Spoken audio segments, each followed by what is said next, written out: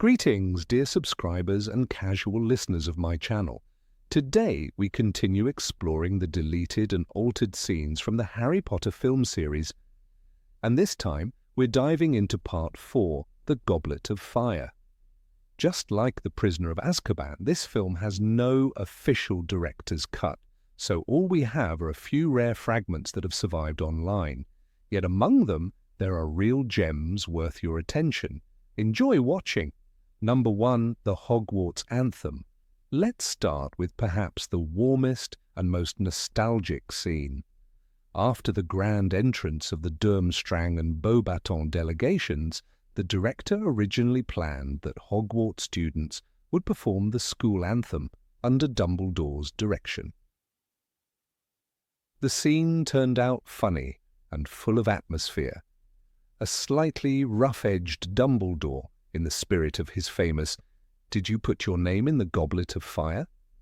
An overly serious Crabbe, a bored Malfoy, and the puzzled faces of the Beauxbaton girls created a truly lively and charming moment.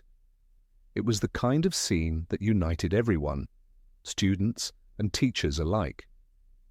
In the end, it was cut for being non-essential. However, the anthem still appears briefly. Ron, Hermione and Hagrid sing it in the forest just before Harry finds Crouch's body. A small but delightful detail easily missed. Number 2, Friendship Between Schools. A short, almost invisible 25-second moment. A Durmstrang boy, accompanied by 2 friends, asks a Ravenclaw girl to the Yule Ball, right in front of Harry and Ron. It's a light, good-natured, almost mundane scene that highlights the theme of unity between schools. After all, the Triwizard Tournament was meant to symbolize friendship. But the moment never made it into the final cut, probably to save screen time. A pity. The film could have used more of these warm, human touches. Number 3, a missed opportunity. Now to another issue of teenage life, Harry's hesitation. In the film, we see him struggling to find the courage to invite Cho Chang to the ball. But there was another version of that scene. In this one, Harry spots Cho alone on the staircase and decides this is finally his chance. He takes a few hesitant steps, but the moment slips away, and Cho leaves before he can speak. It's not a major loss plot-wise, but the scene captured that authentic teenage awkwardness and affection that made Harry feel more real. Still, the filmmakers decided it was unnecessary and cut it. Number 4, more of the weird sisters, perhaps the most fun loss from the final cut. The Yule Ball is one of the most memorable parts of the Goblet of Fire, yet we hardly see the musicians, even though the band has an official name, the Weird Sisters. There was an extended version where Flitwick personally introduces the students to the band, a gift from the professors. Guitars, drums and bagpipes filled the hall with a magical rock concert atmosphere, where music and magic blended into one wild celebration. Unfortunately, only a few seconds survived in the final edit. The creators decided not to distract viewers from the main plot. Still, a shame. It was a rare moment of pure Hogwarts fun. Number 5, a curious Moody. Now let's move on to more serious material. One deleted scene features a conversation between Alastor Moody and Harry after the second task. Moody criticizes Harry for sacrificing victory to save the others, calling him too noble. The tone was darker than usual. The real Moody, as we know, would have admired Harry's bravery. But in the film, the man behind the eye is Barty Crouch Jr., so his too keen interest in Harry's behavior could have exposed his identity early on. That's why the scene was cut. Had it stayed, sharp-eyed viewers might have uncovered the truth long before the finale. Number 6, old friends. And finally, the most significant deleted scene of all. In the castle's cold night air, Snape and Igor Karkaroff share a tense conversation. Karkaroff is frightened. His dark mark has begun to burn again, possibly signalling Voldemort's return. He turns to Snape for comfort, knowing they were both once Death Eaters. But Snape remains calm, even cold. "I have nothing to fear," he says, casting a faint shadow of doubt upon himself. Had this scene remained, it would have been the first serious hint at Snape's dark past, subtly preparing viewers for the pensive revelations later. It could have added depth and intrigue, but sadly it was deemed unnecessary. Number 7. Dancing with Padma. The great hall glowed with golden light, the music swelling as students twirled across the floor. But near the edge of the dance circle, things were going less gracefully. Ron Weasley, face red as his hair, tried to follow the rhythm beside Padma Patil. His steps were stiff, his shoulders tense, and every few seconds he glanced toward Hermione, laughing and radiant in Victor Crumb's arms. "Try to keep up, will you?" Padma hissed, dodging his foot as he nearly stepped on her again. Ron muttered a faint, "Sorry," but his eyes never left Hermione. When the song ended, he didn't even wait for another. He simply turned and walked off, leaving Padma standing alone under the shimmering candles. It was awkward, yes, but deeply human. In the Goblet of Fire, Rowling writes that Ron looked as though he'd rather be anywhere else during the ball. This missing scene would have captured that frustration perfectly, the jealousy he didn't yet understand, the quiet heartbreak of watching his best friend dance with someone else. It would have added a touch of painful realism beneath the comedy. Instead of the quick flashes we see in the film, this extended version could have reminded the audience that growing up at Hogwarts wasn't just about spells and danger. It was also about learning how much love can hurt when you're 16 and too proud to say why. Number 8. The secret in the library. The library was silent, the kind of silence that seemed to breathe. Rows of tall shelves stretched into darkness, and somewhere in the distance a quill scratched softly. Harry followed Hermione between the tables, his lantern trembling in his hand. "Keep it low," she whispered, glancing nervously toward the door. They ducked behind a shelf as Filch's footsteps echoed down the corridor. When the sound faded, Hermione reached for a massive, dust-covered book, Practical Defensive Magic and Its Use Against Dragons. As she opened it, the dust swirled in the lamplight like smoke. "Here!" she whispered, pointing at a spell on the page. "Accio, summoning charm, you could call your broom right to you." Her eyes shone with excitement, the kind of excitement only Hermione could have in the middle of the night surrounded by forbidden books. This short, secret scene could have brought back the old Hogwarts magic, the thrill of breaking rules for a good reason. In the Goblet of Fire, Rowling describes Hermione as glowing with the satisfaction of research well done, and this moment captured that perfectly.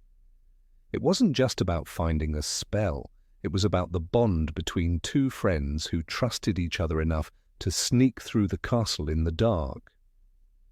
The movie showed the danger of the tournament, but this missing scene would have reminded us of something simpler: the courage that begins in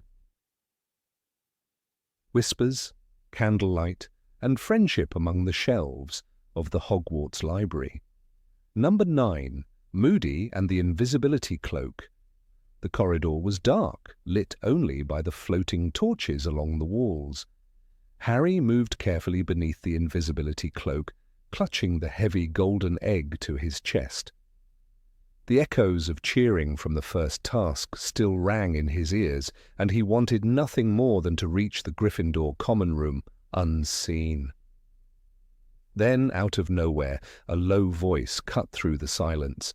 "You can hide from the others, Potter," growled Alastor Moody, "but not from me." Harry froze. The scarred face turned directly toward him, the magical eye spinning until it stopped on the exact spot where he stood, invisible. That one line would have changed the tone of the entire movie. It's not just Moody being sharp, it's Barty Crouch Jr. inside him, revealing a little too much knowledge, a little too much control. In the Goblet of Fire, Rowling writes that Moody's magical eye could see through anything. Walls, doors, even invisibility cloaks. But in this scene, it wouldn't have been a display of skill. It would have been a warning. The man helping Harry wasn't protecting him. He was watching him. The faint smile on Moody's face, unseen by Harry, could have sent a chill through the audience long before the truth was revealed. By removing this moment, the film lost one of its most subtle foreshadowings. That quiet exchange would have built tension without revealing anything directly. It's a rare kind of horror. Not the loud, sudden kind, but the creeping realization that someone knows too much. One sentence, whispered in a dark hallway, could have told us that danger wasn't outside Hogwarts. It was already walking beside Harry, pretending to be his ally.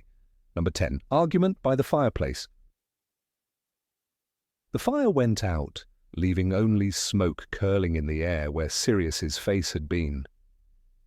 The room fell silent. For a moment, all three sat frozen, the orange light fading from their faces. Then Hermione spoke, her voice trembling but sharp. "You just sit there, Ron." "You do nothing while he faces all of this alone." Ron shot her a glare. "And what do you want me to do, Hermione? March into the ministry? I can't change anything." His words echoed in the dark, and Harry looked between them, torn between anger and exhaustion. This was not the cheerful trio from their early years. The tournament had driven them apart, and this scene would have made that distance painfully real. Hermione, desperate to keep them united, sounded almost like Mrs. Weasley pleading for sense.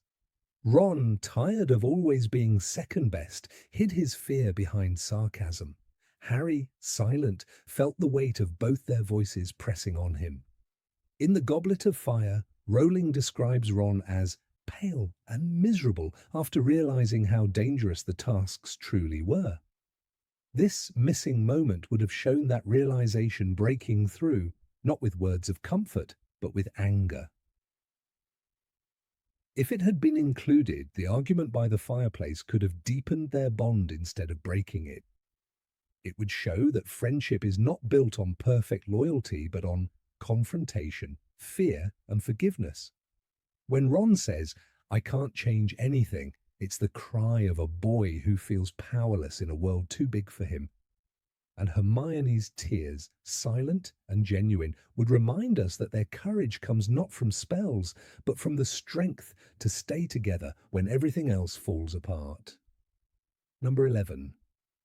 The aftermath of the tournament. The hospital wing was quiet.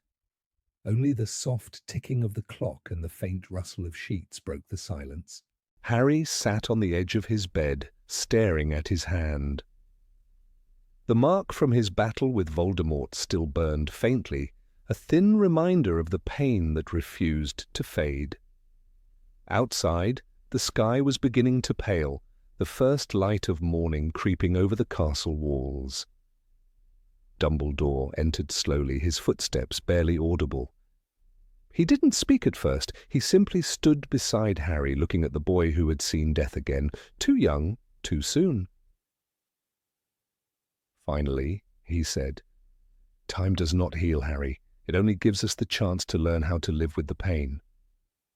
His voice was calm but heavy, carrying the weight of everything he knew, and everything he feared was still to come. Harry didn't answer. He only nodded, eyes fixed on the floor, understanding for the first time that this wasn't the end of the story. The world had changed. Voldemort was back, and Hogwarts, with all its laughter and warmth, suddenly felt like a fragile memory. In the books, Dumbledore tells Harry something similar. Numbing the pain for a while will make it worse when you finally feel it. This deleted scene captured exactly that truth. It wasn't about magic or prophecy. It was about loss, about a boy who had survived again, but at a terrible cost. Watching them stand together in the quiet of the infirmary would have given the film a moment of stillness after all the chaos, a pause that lets the audience breathe but not forget. Instead, the final cut of the Goblet of Fire ends with hope. Students returning home, life continuing. But this missing scene would have shifted the tone toward what truly awaited in the Order of the Phoenix: grief, anger, rebellion. A sunrise over Hogwarts would not have symbolized peace, but endurance, light breaking through only to reveal the scars left behind. It would have been one of the most haunting endings in the entire series. Number 12, Trelawney's Prophecy. After the second task of the Triwizard Tournament, Hogwarts was unusually quiet. The Great Hall was almost empty, only faint candlelight flickering on the long tables. Harry walked in, his robes still damp from the lake, his mind echoing with the cries of the merpeople. Near the staff table stood Professor Sybil Trelawney, half hidden behind a pillar. Her shawls shimmered faintly in the light, and her eyes were wide, unfocused. She whispered something that Harry couldn't quite catch. A shadow risen from the ashes. He hesitated for a moment, then shrugged and walked past. But then she froze. Her teacup slipped from her hand and shattered on the floor. The sound echoed through the empty hall. Slowly, her head tilted back and her voice changed, deep, distant, and trembling. "He has returned," she said, her words hanging in the air, "and many will fall before they believe it."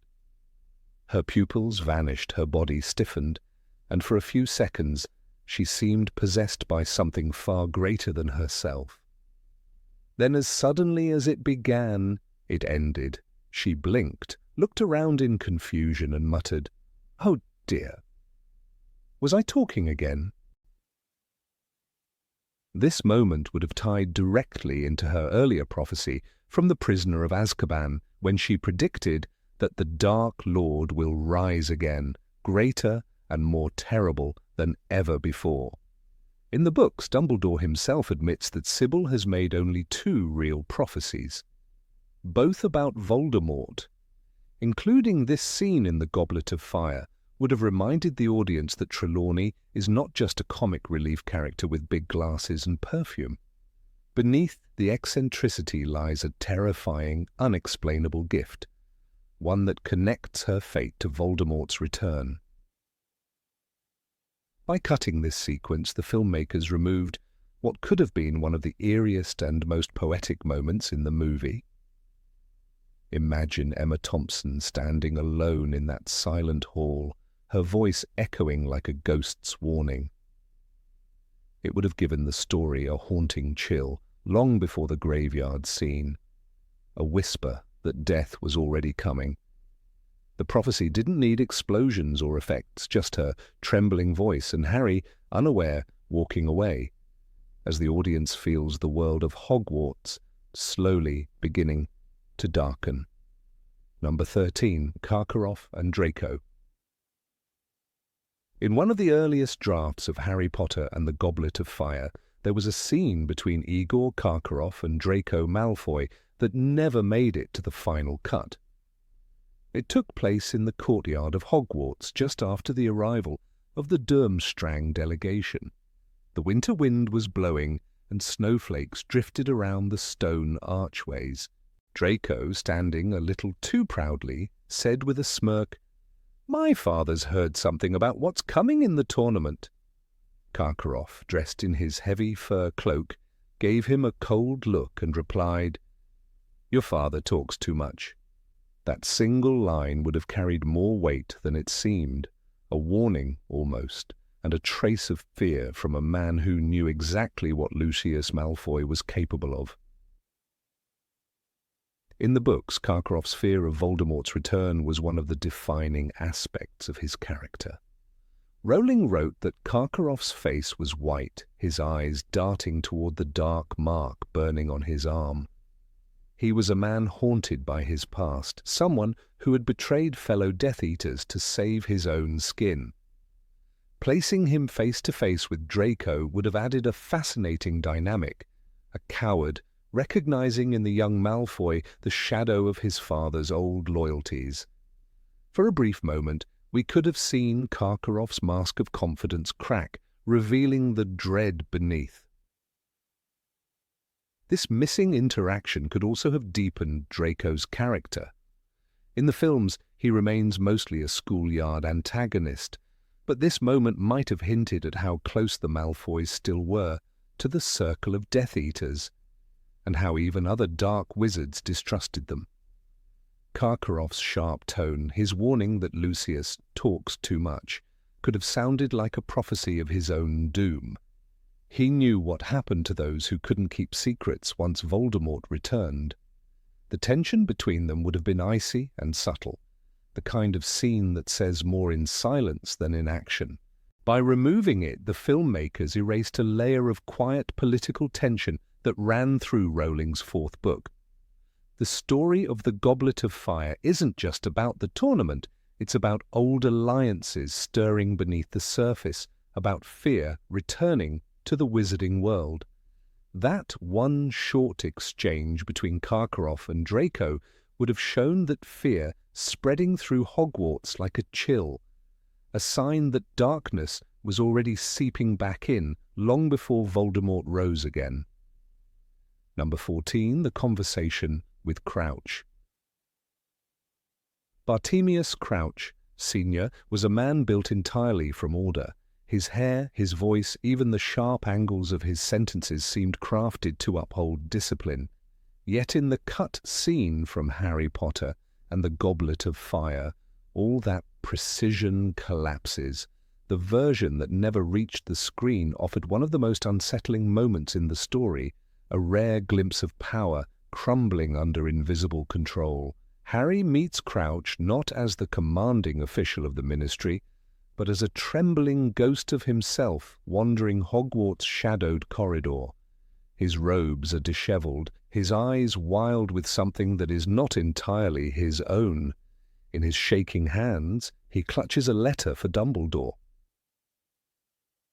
And, for a brief moment, Harry, startled and uncertain, becomes the only witness to the slow unraveling of a man's mind. The boy notices the man's right hand first. It isn't just trembling. It's scarred, almost burned, as if he had tried to claw something from beneath his own skin. The marks, faint but unmistakable, climb from his palm toward the sleeve of his coat. Harry cannot name the feeling, but it reminds him of the moment he first saw Moody's magical eye turning too fast, seeing too much. In the flickering torchlight, the elder Crouch mutters names that make no sense. Percy Weasley, his wife, and my son. The words bleed into one another, and for the first time Harry wonders if the man everyone at the Ministry admired might actually be losing his mind. What no one around him could see was that this madness had a master. The books make it clear that Crouch had been under the Imperious Curse, a spell that robs a person of free will, leaving them a puppet dangling on another's string. But in the film adaptation, this descent into incoherence happens almost abruptly. One moment, he's a dignified official at the Triwizard Tournament.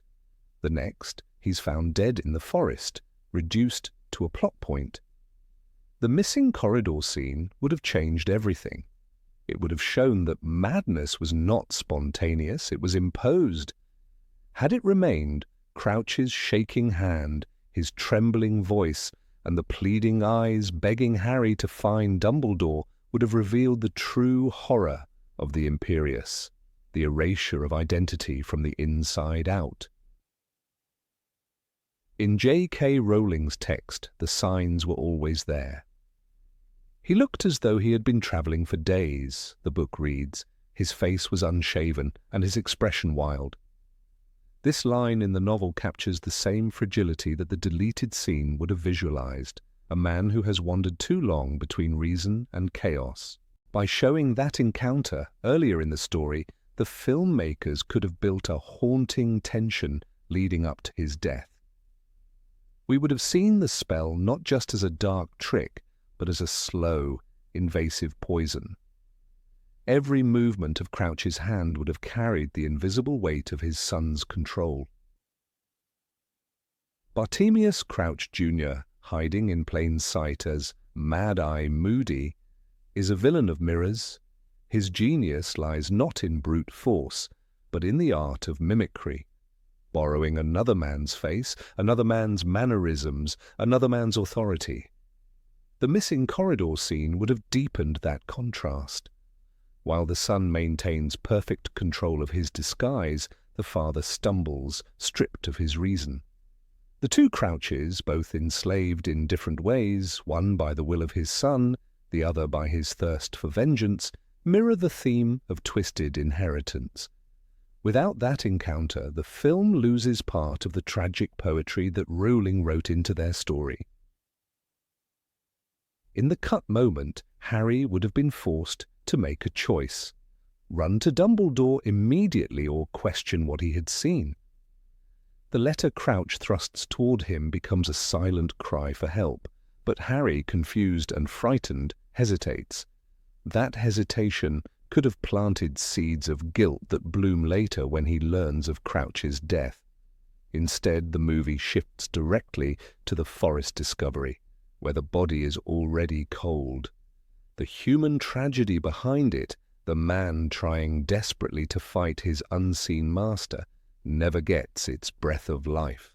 Crouch's trembling request to find Dumbledore would have also given weight to the idea that not all dark magic leaves visible scars. The burns on his hand, those strange marks that Harry notices, would later be explained as a side effect of his internal struggle, the physical manifestation of resistance. Under Imperius, a victim who tries to resist experiences pain so deep it carves itself into the body. Rowling hinted at this when she described how Harry himself learned to fight the curse during Moody's lessons. It was a struggle like trying to move while being bound head to foot with thick ropes. For Crouch, the ropes had already cut into the flesh. In the finished film, the audience sees Crouch as an eccentric official who collapses into madness. The deleted scene would have transformed that perception entirely, revealing him not as a fool, but as a tragic victim of his own sins. Years before, he sentenced his son to Azkaban, choosing the law over family. The Imperius curse becomes, in this light, an act of poetic justice. His son's vengeance rewriting his father's will, forcing obedience from the man who once demanded it. The corridor moment, with its flicker of lucidity, might have been his silent redemption, an attempt to undo the damage before it was too late. Number 15, after the bath. After the chaos and tension of the second task in Harry Potter and the Goblet of Fire, there once existed a small, quiet moment by the Black Lake. A moment meant to breathe warmth back into the story after the underwater terror. It was a brief scene, only a few lines in the screenplay, but its removal changed the emotional rhythm of the film more than most realize. The scene showed Harry, still dripping wet and dazed, emerging from the freezing lake, surrounded by cheering students. Hermione, running to him, offered a towel. Ron, wrapped in one of Madame Pomfrey's thick blankets, muttered something sarcastic about Harry trying to become the Hogwarts lifeguard. Everyone laughed, even Harry. For a few seconds, it felt as though all the tension, confusion, and resentment between them had vanished. This short exchange, though never included in the final cut, would have carried emotional weight far beyond its few seconds of screen time. In the book, J.K. Rowling carefully balances the dark, perilous tone of the Triwizard Tournament with flashes of youthful humor and friendship. The movie, in its urgency to move the plot forward, skips that breath of levity. But that laughter on the lake's edge, fragile, fleeting, would have marked a turning point in the trio's strained relationship after weeks of unspoken frustration. Harry had been angry with Ron for doubting him. Ron had been jealous and hurt, and Hermione had been trying to hold the fragile thread of friendship together. That one shared laugh was meant to remind the audience that despite everything, they were still children who cared for each other more than they could ever admit. The film's pacing, driven by spectacle and danger, often left little room for softness. The second task itself was a masterpiece of tension, the haunting stillness beneath the lake, the eerie song of the mermaids, the murky depths filled with strange shapes.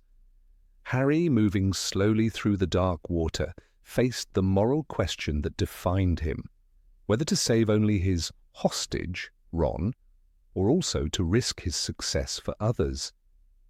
He couldn't leave them, Rowling writes, capturing Harry's instinctive selflessness. He could not abandon them just because they weren't his to save. That moment under the water is where the hero's heart truly reveals itself. The deleted lakeshore scene was meant to mirror that, to bring the emotional resolution above the surface, into the sunlight where it could breathe. Imagine the image, the water of the black lake glistening under a grey sky, students gathered around, Dumbledore's robes fluttering as he speaks softly to the judges. Harry, half frozen, blinking against the cold, feels Hermione wrap the towel around his shoulders. The gesture is small but intimate, the kind that shows care without needing words. She scolds him gently, her eyes full of concern, while Ron stands beside her, teeth chattering but smirking. In that smirk lies the forgiveness that was missing since the start of the tournament. When Ron mutters about Harry's lifeguard ambitions, it breaks the tension like a spell. The first real laughter after weeks of silence between them. It would have been the human heartbeat of the film's middle act. In the book, that same warmth unfolds in subtler ways. Rowling describes the return to the surface as chaotic and full of noise, a roar of applause and laughter. Yet there's a touch of confusion. The champions stumble onto the bank, some coughing, some shivering, and Harry's immediate concern is for everyone else. It's a tender mess of emotion and relief. The author then allows the trio a quiet reunion. Ron admits, awkwardly, that he hadn't realized the tasks were so dangerous. "I suppose I was stupid," he says. And for Harry, that is enough. They walk away laughing, their friendship restored. The film could have echoed this warmth more fully through that missing lakeside exchange. Instead, it jumps abruptly to the weighing of points and the mechanical rhythm of the competition.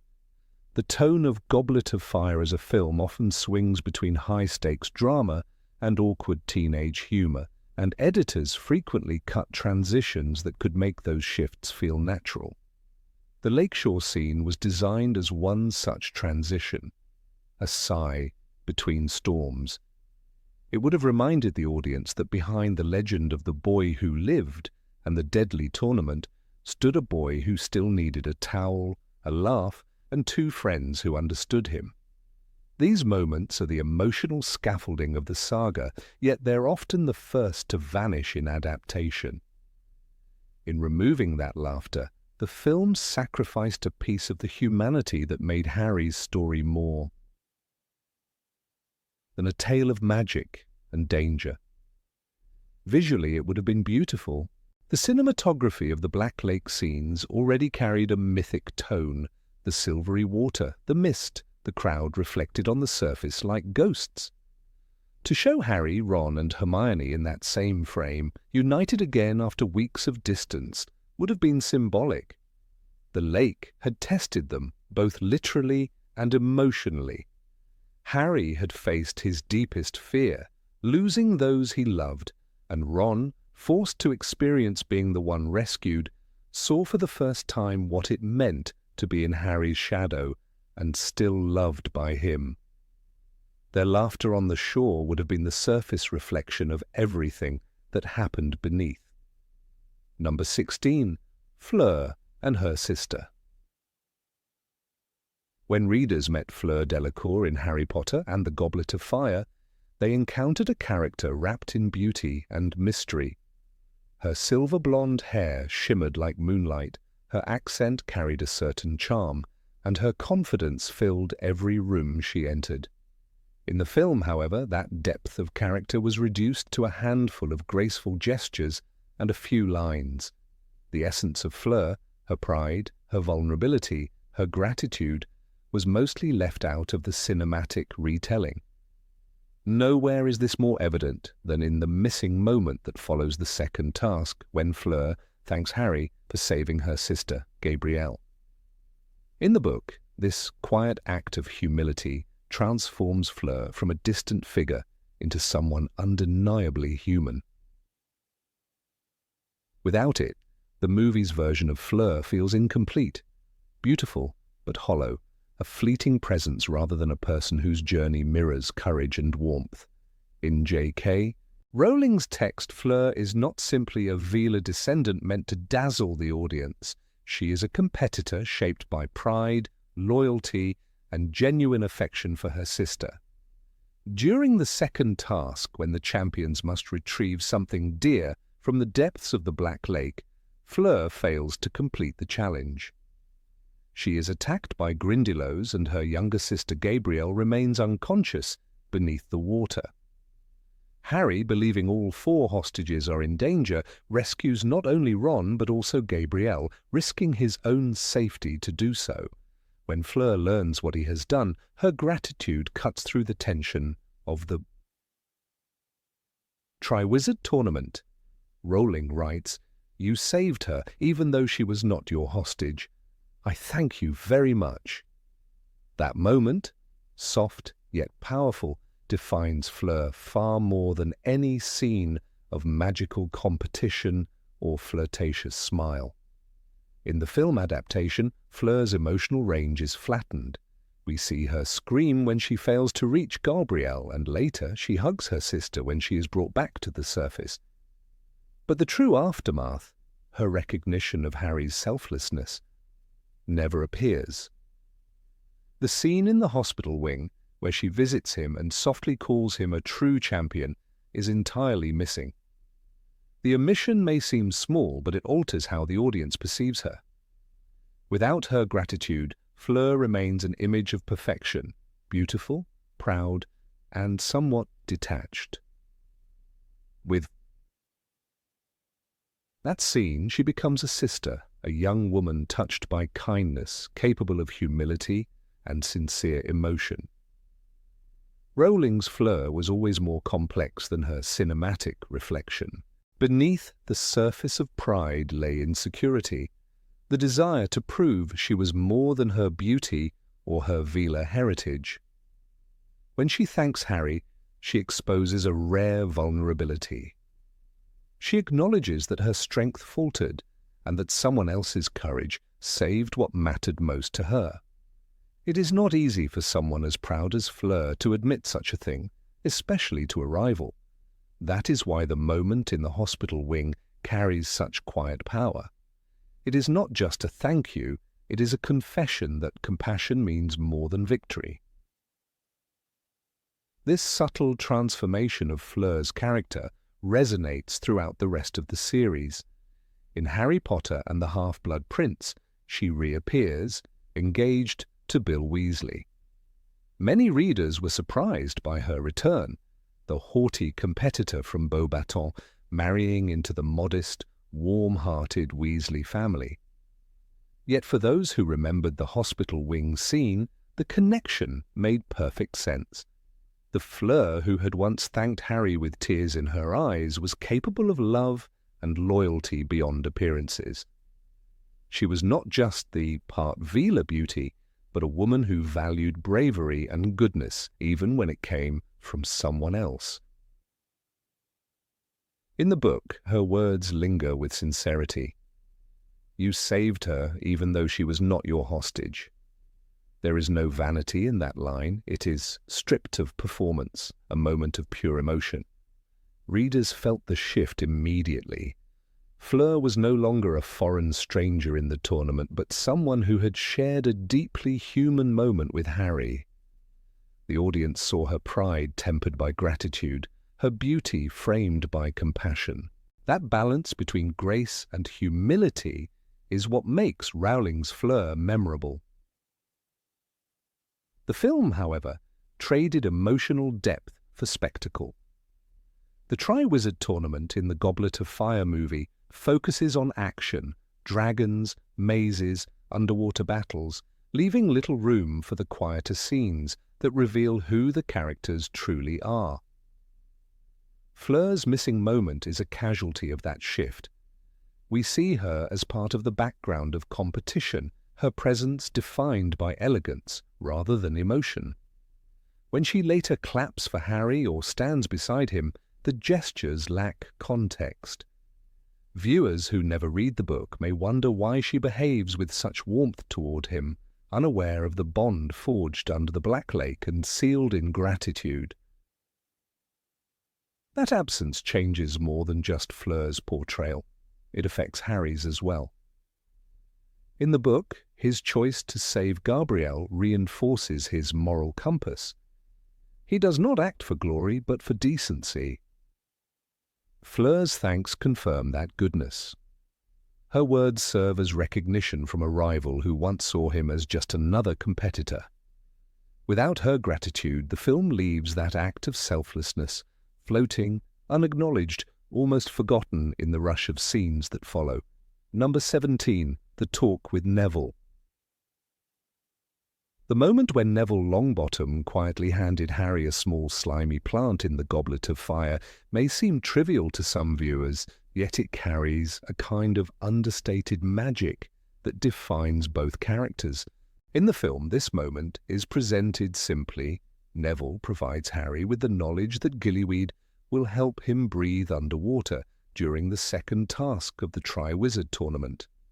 But in the original script and in early drafts of the film, their conversation was longer, more personal, and heartbreakingly human.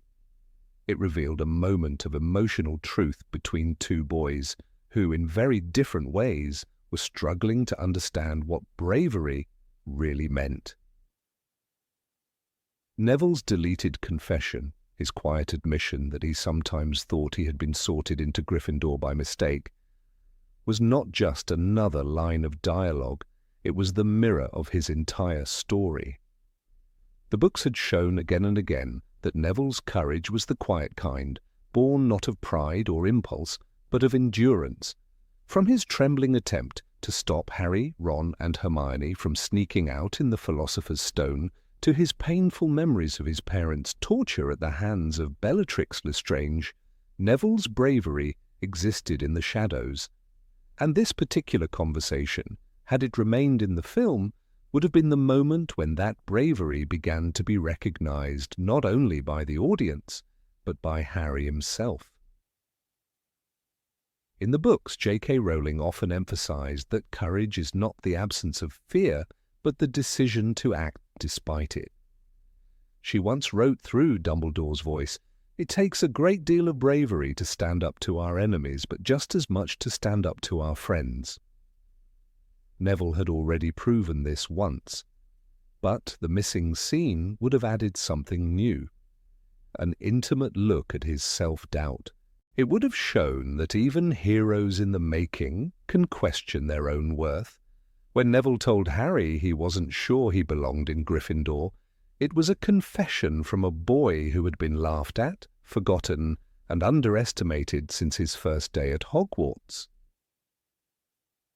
The tone of that deleted exchange was tender and raw.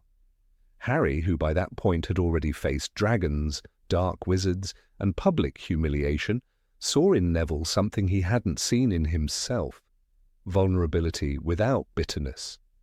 His quiet reassurance, "You're braver than you think, Neville," would have meant far more than a line of comfort. It would have been the first time Harry consciously stepped into the role of a leader, not through command or glory, but through empathy. He had learned from Dumbledore's quiet wisdom and Sirius's moral strength that true leadership was about recognizing the courage of others, not just displaying one's own. The emotional balance between the two boys was what made this moment so special. Neville's insecurity reflected everything that Harry himself had felt when he first arrived at Hogwarts. Both of them had been orphans in one way or another, Harry, literally, Neville, emotionally, through the loss of his parents to insanity. Their struggles were parallel lines that would only converge much later in the Deathly Hallows when Neville led the resistance within Hogwarts and killed Nagini with the sword of Gryffindor. But this missing conversation hinted that the seed of that transformation had been planted much earlier. Had the filmmakers kept this scene, it would have given depth to Neville's development. In the film version, his knowledge of gillyweed seems like a convenient plot device, yet in this longer version it becomes an act of faith. He helps Harry not because he wants recognition, but because he genuinely believes in doing what is right, even when he doubts himself. The irony is that in helping Harry prepare for the task, Neville also begins to prepare himself for his own destiny, to rise when no one else will. There is something profoundly moving about imagining that quiet moment in the dim light of the Gryffindor common room. Neville, hunched over a herbology book, would have been nervously flipping through its pages, while Harry, exhausted and uncertain, tried to focus on anything that could help him survive the next task. The silence between them would have been heavy, filled with unspoken fears. When Neville finally admitted his doubts, it would have broken that silence not with despair, but with honesty. That moment of truth, small as it was, symbolized the heart of the Goblet of Fire, courage discovered in unexpected places. In Rowling's narrative universe, friendship often becomes the hidden backbone of heroism.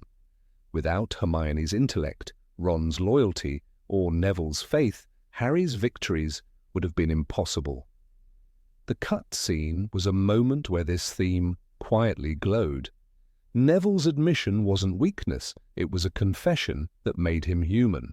And Harry's response wasn't grand or dramatic, it was understated, exactly the way kindness often is in real life. The two of them, sitting among the flickering firelight and the echoes of their own insecurities, created a portrait of mutual understanding that would resonate with anyone who has ever doubted themselves. The significance of this exchange becomes even clearer when compared to Neville's later evolution. In Order of the Phoenix, Harry notices Neville's growing determination during the training sessions of Dumbledore's army. There is a haunting line in the book. Neville had never been so happy.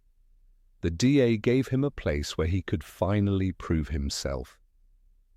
That joy and confidence were not born overnight.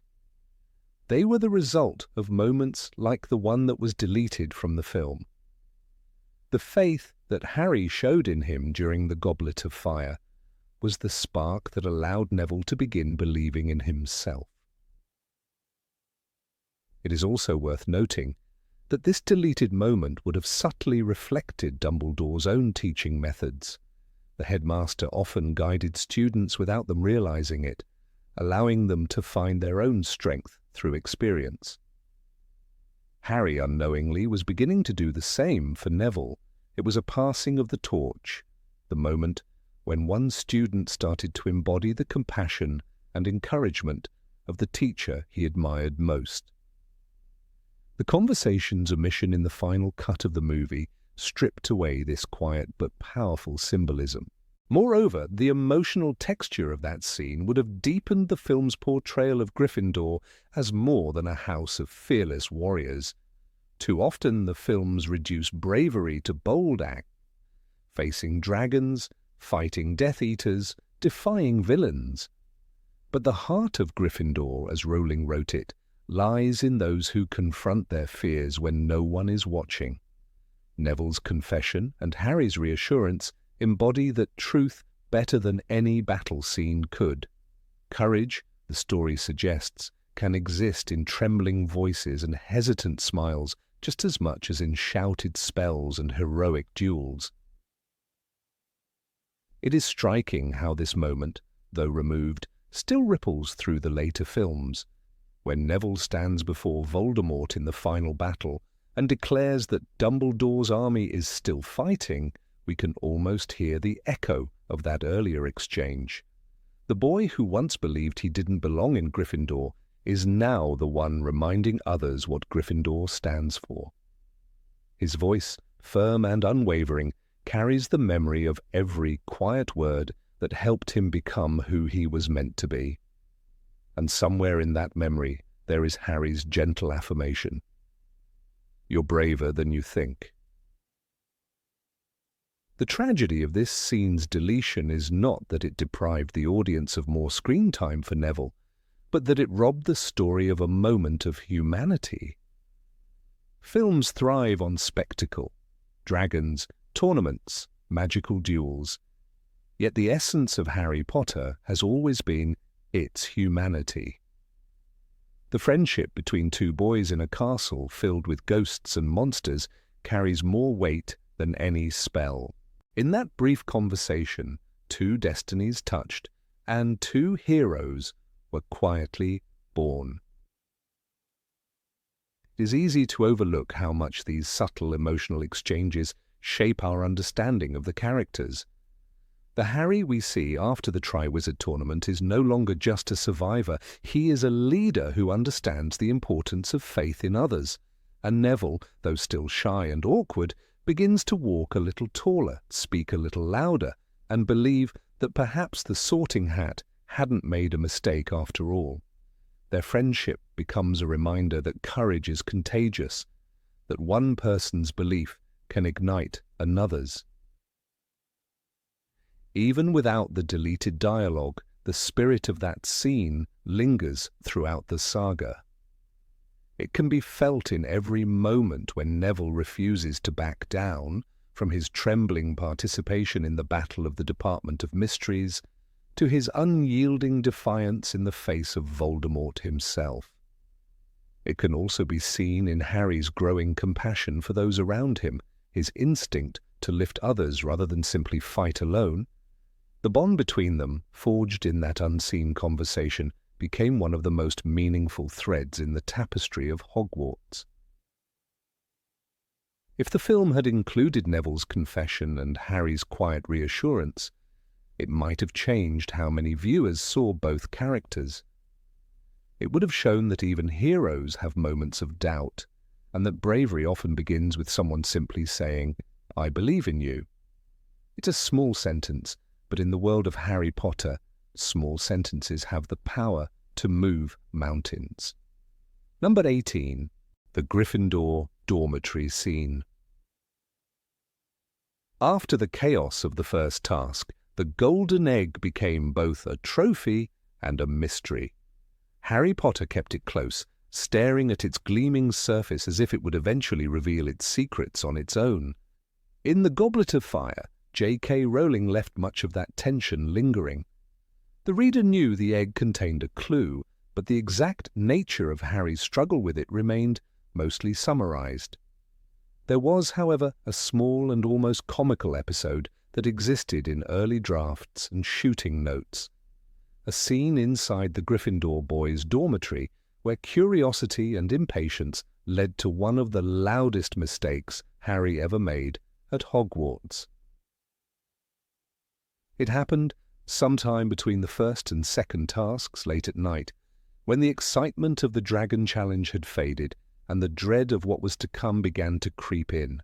Gryffindor Tower was quiet, save for the occasional crackle of the fire in the common room below. Harry had taken the golden egg upstairs, still baffled by its purpose. He knew from Dumbledore's hints that each champion had been given a clue to help them prepare for the next ordeal. Yet every time he opened it, it emitted that same awful, unearthly shriek. A sound so dreadful, It seemed to pierce the soul. The book describes it vividly. He opened the egg. The wailing, screeching sound filled the room, so that he clapped it shut again, feeling as though his eardrums might burst. But what readers didn't see, and what fans later discovered through script notes and production accounts, was a full scene built around that terrible noise. It was meant to be set in the boys' dormitory after hours. Harry, unable to sleep, had decided to take another look at the egg. Ron lay snoring a few feet away, sprawled across his four-poster bed, and Neville was mumbling in his sleep about homework. The atmosphere was still, the kind of stillness that belongs only to the middle of the night at Hogwarts, when even the portraits rest. Harry's decision to open the egg there was born of exhaustion and frustration.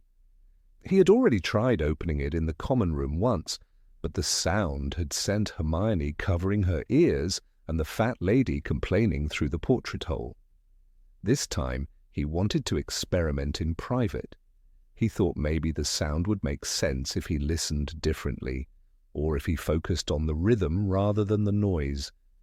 But as soon as he unclasped it, the dormitory was filled with a screech so violent that even the castle seemed to tremble. The mermaid's cry from within the egg echoed off the stone walls, a distorted song that was more horror than melody. The reaction was immediate. Ron shot upright, hair sticking out wildly, eyes half open in confusion. Dean Thomas groaned from across the room, muttering something about bloody banshees. Neville fell off his bed, clutching his blanket like a shield, and somewhere near the window, Seamus Finnegan, ever the one to respond with humour, threw a pillow in Harry's direction. It hit the bedpost, bounced off, and landed squarely on Harry's face. Then came a muffled shout that echoed through the tower. "Close it, Potter! Merlin's beard! Close it!" The humour of the scene came not from dialogue, but from the pure absurdity of it. The Triwizard Tournament had been framed as a deadly, nerve-wracking event, yet here was the famous champion of Gryffindor being pelted with pillows by his half-asleep roommates because he couldn't resist poking at a magical egg in the middle of the night. It was Hogwarts in its purest form, a place where danger and laughter often lived side by side. The filmmakers, according to production notes, originally included the moment as a short comedic interlude to relieve tension between the two major trials. It was intended to show Harry's human side, his youthful impulsiveness, and the way even heroes can have ridiculous moments. There was something almost cinematic about how it would have played out. The camera would have panned slowly across the sleeping boys' dormitory, capturing the warm glow of candlelight flickering against the scarlet curtains. Harry, hunched over the egg, would have turned the clasp with hesitant fingers. Then, an explosion of sound, a blast of inhuman wailing. The lamps flicker, an owl hoots from outside, and 4 startled teenagers erupt in confusion. The comedy of chaos would have lasted mere seconds, but it would have offered a memorable balance to the heavy, foreboding tone of the Triwizard story. Rowling's writing always danced between darkness and humour, and this missing moment would have fit perfectly within that rhythm. Gryffindor Tower had always been a place of laughter, a sanctuary where even the most harrowing days ended in jokes and pranks. Think back to The Prisoner of Azkaban, when Ron and Harry collapsed on their beds after sneaking back from Hogsmeade, giggling uncontrollably about their narrow escape. Or The Chamber of Secrets, when Fred and George celebrated Ginny's rescue by letting fireworks loose in the common room. That same warmth and chaos existed in this lost dormitory scene, a reminder that friendship could still thrive amid danger.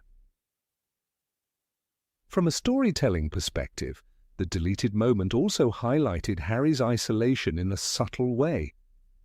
After the first task, he was celebrated, admired, even idolized. But the egg represented something deeply personal, a test that no one else could solve for him. His late-night experiment, while comical, also reflected his growing anxiety and exhaustion. He wasn't just curious, he was desperate to prove that his victory over the dragon hadn't been luck. This moment, caught between laughter and frustration, showed that duality perfectly. The decision to cut the scene likely stemmed from the pacing of the film.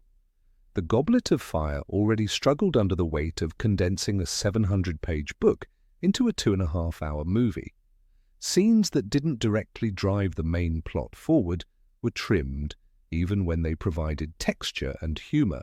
But many fans argue that this choice removed one of the rare glimpses of Hogwarts as a lived-in world, a place of ordinary teenage chaos rather than constant danger. The egg's sound was heard only in brief moments, and the full comedic potential of the mermaid's scream echoing through the dormitory was never realized on screen. Interestingly, the humor of the egg persisted in fan culture long after. On forums, readers recreated the imagined dialogue, writing exaggerated versions of what might have followed. Some described Seamus muttering about haunted pipes. Others pictured Neville trying to feed the egg chocolate to calm it down. The absurdity of it captured something deeply nostalgic about the series, the balance of danger and delight that defined Harry's years at Hogwarts. Even when facing dragons and Death Eaters, the characters were still just teenagers trying to navigate dorm life. In hindsight, this missing scene could have served another purpose, grounding the viewer before the darker chapters of the tournament began. The second task, set beneath the icy waters of the Black Lake, was eerie and haunting. The third was deadly. Between those two trials, a brief comedic intermission in the safety of Gryffindor Tower would have created contrast, making the later scenes even more powerful by comparison. Laughter, after all, has always been Rowling's counterweight to fear. When Fred and George joke in the face of danger, or when Dumbledore remarks, music, a magic beyond all we do here, it's a reminder that courage often begins with joy. It's also worth noting that this scene showed something rarely seen in the films: the dynamics of the boys' dormitory. In the books, we occasionally glimpse it. Ron's scattered socks, Dean's West Ham posters, Neville's toad croaking in a jar. These details built a sense of realism, showing that the wizarding world wasn't all spells and prophecies, but also messy beds and half-finished essays. The missing egg scene would have extended that tradition visually. The camera could have caught the cluttered charm of Gryffindor life. The open trunks, the tangled sheets, the laughter after the shock subsided. In that sense, what the story lost wasn't just a joke, but a piece of emotional authenticity. The audience loved Harry because he wasn't perfect. He got things wrong. He acted impulsively. He suffered the consequences, even if they came in the form of a flying pillow rather than a dark curse. This deleted dormitory moment encapsulated that imperfection in the most human way possible. It didn't advance the prophecy or the mystery of Barty Crouch Jr., but it did deepen the feeling that these were real young people growing up in an extraordinary world. In production stills that never made it into the final cut, there are hints of this sequence. A photograph circulated briefly during early marketing shows Daniel Radcliffe laughing in the Gryffindor set, holding the egg, while Rupert Grint leans away, mock covering his ears. Whether that image was part of the same deleted moment remains unclear, but it hints at the tone that scene might have carried: mischievous, warm, perfectly teenage. It's easy to imagine the laughter on set matching the energy the writers had intended for the dormitory chaos. Fans who analyze the structure of the Goblet of Fire often note how humor thins out as the story progresses. By the Yule Ball, tension has replaced laughter. By the third task, the shadow of Voldemort looms fully. The egg scene would have marked the last innocent night before that descent, one final echo of childhood amid the growing darkness. It might have seemed small, but in narrative balance, small moments often hold the heart of the story. When Harry laughs, the reader feels safe. When he stops, we know the end of innocence has come. In a saga filled with death, prophecy, and destiny, sometimes the loudest truth comes from something as simple as a scream from a golden egg, and a boy being hit with a pillow in the middle of the night. The laughter that would have followed, brief, chaotic, and genuine, is the kind of magic that doesn't need a wand. It's the kind of scene that reminds us why we loved Hogwarts in the first place. Number 19, Hermione's Secret. In the dim light of the Hogwarts library, long after the Yule Ball's laughter had faded through the stone corridors, Hermione Granger sat alone.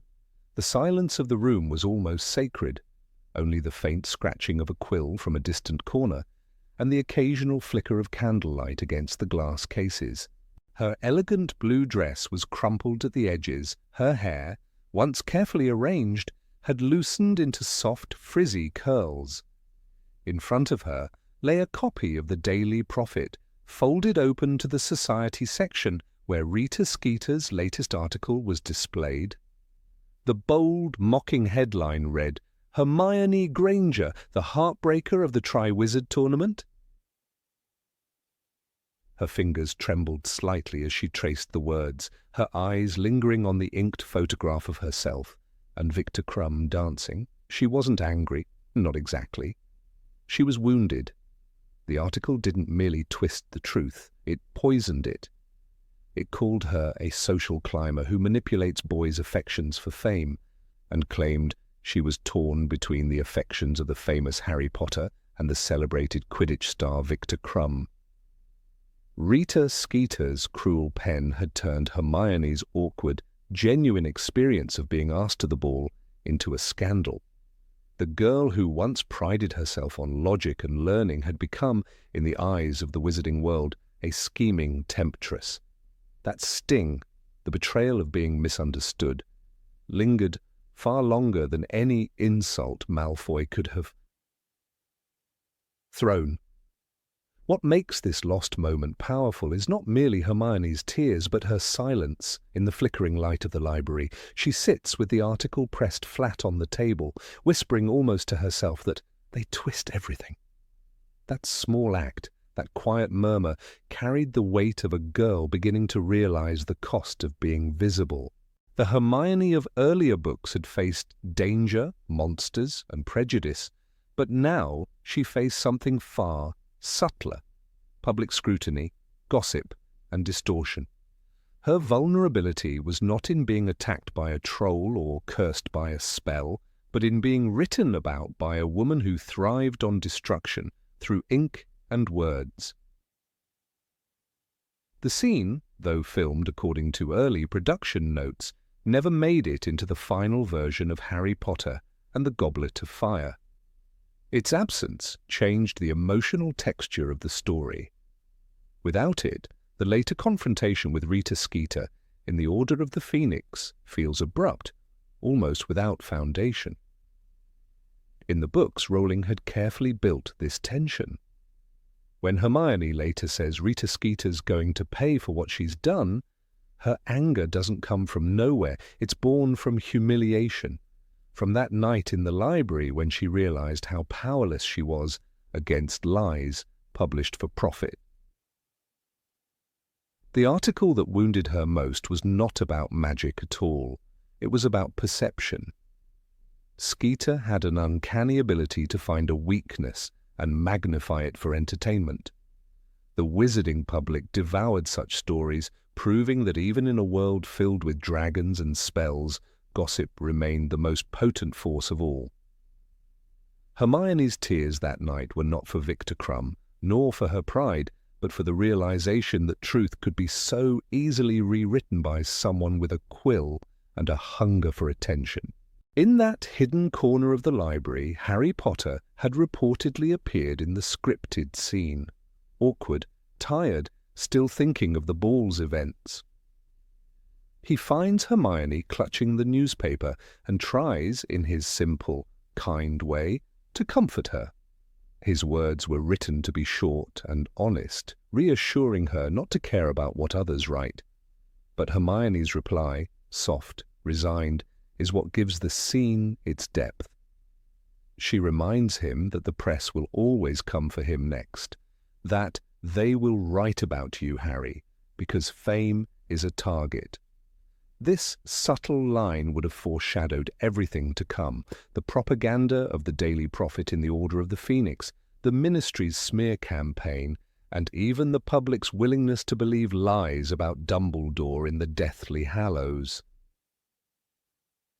Hermione's intuition, long before others saw it, reflected her understanding of how power operated through stories. This is what made her different from Ron or even Harry. She saw the mechanisms behind reputation and influence. For a 14-year-old, that awareness carried an adult sadness. The filmmakers, in choosing to remove this quiet, introspective scene, lost one of the first glimpses of Hermione as a young woman awakening to the politics of truth.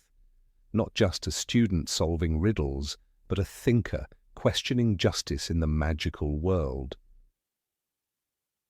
In Rowling's novels, words are weapons. From the Ministry's decrees to Skeeter's headlines, from Voldemort's propaganda to Dumbledore's secrets, every act of control begins with language. The erased library moment is a reflection of that larger theme, the battle for narrative. Hermione's pain represents the casualties of misinformation. As Dumbledore once said, the truth is a beautiful and terrible thing and should therefore be treated with great caution. Hermione learns this the hard way as her own truth is reshaped by a journalist who sees emotions as headlines and privacy as weakness. The reason fans still discuss this lost moment is because it reveals Hermione's moral compass more clearly than most of her grand speeches ever did. She doesn't fight back with anger or spells. She simply absorbs the blow, understanding that the war for integrity is not fought in duels, but in patience and principle. It is that same moral fire that will later make her capture Rita Skeeter in her animagus form, not out of vengeance, but to stop her from hurting others. Without this emotional seed, the later revenge feels less personal, less justified. The irony of Rita Skeeter's attack was that her lies came closest to truth in one respect. Hermione was different. She did have the attention of both Victor and Harry, though not in the way Rita described. She represented intellect in a world dazzled by heroism and glamour. Skeeter, perhaps sensing this threat, reduced her complexity to a headline.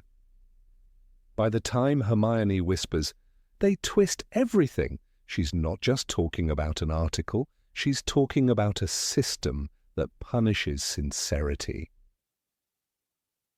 The Hogwarts library has always been a symbol of knowledge, safety, and refuge for Hermione.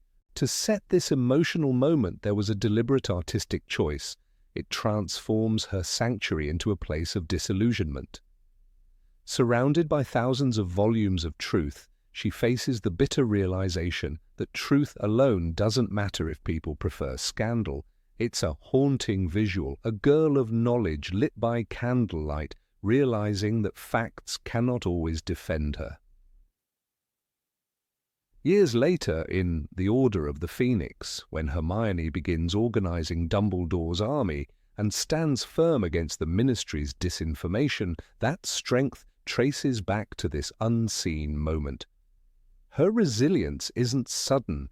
It was forged in humiliation, in a single night when she learned that the world's judgment is never fair.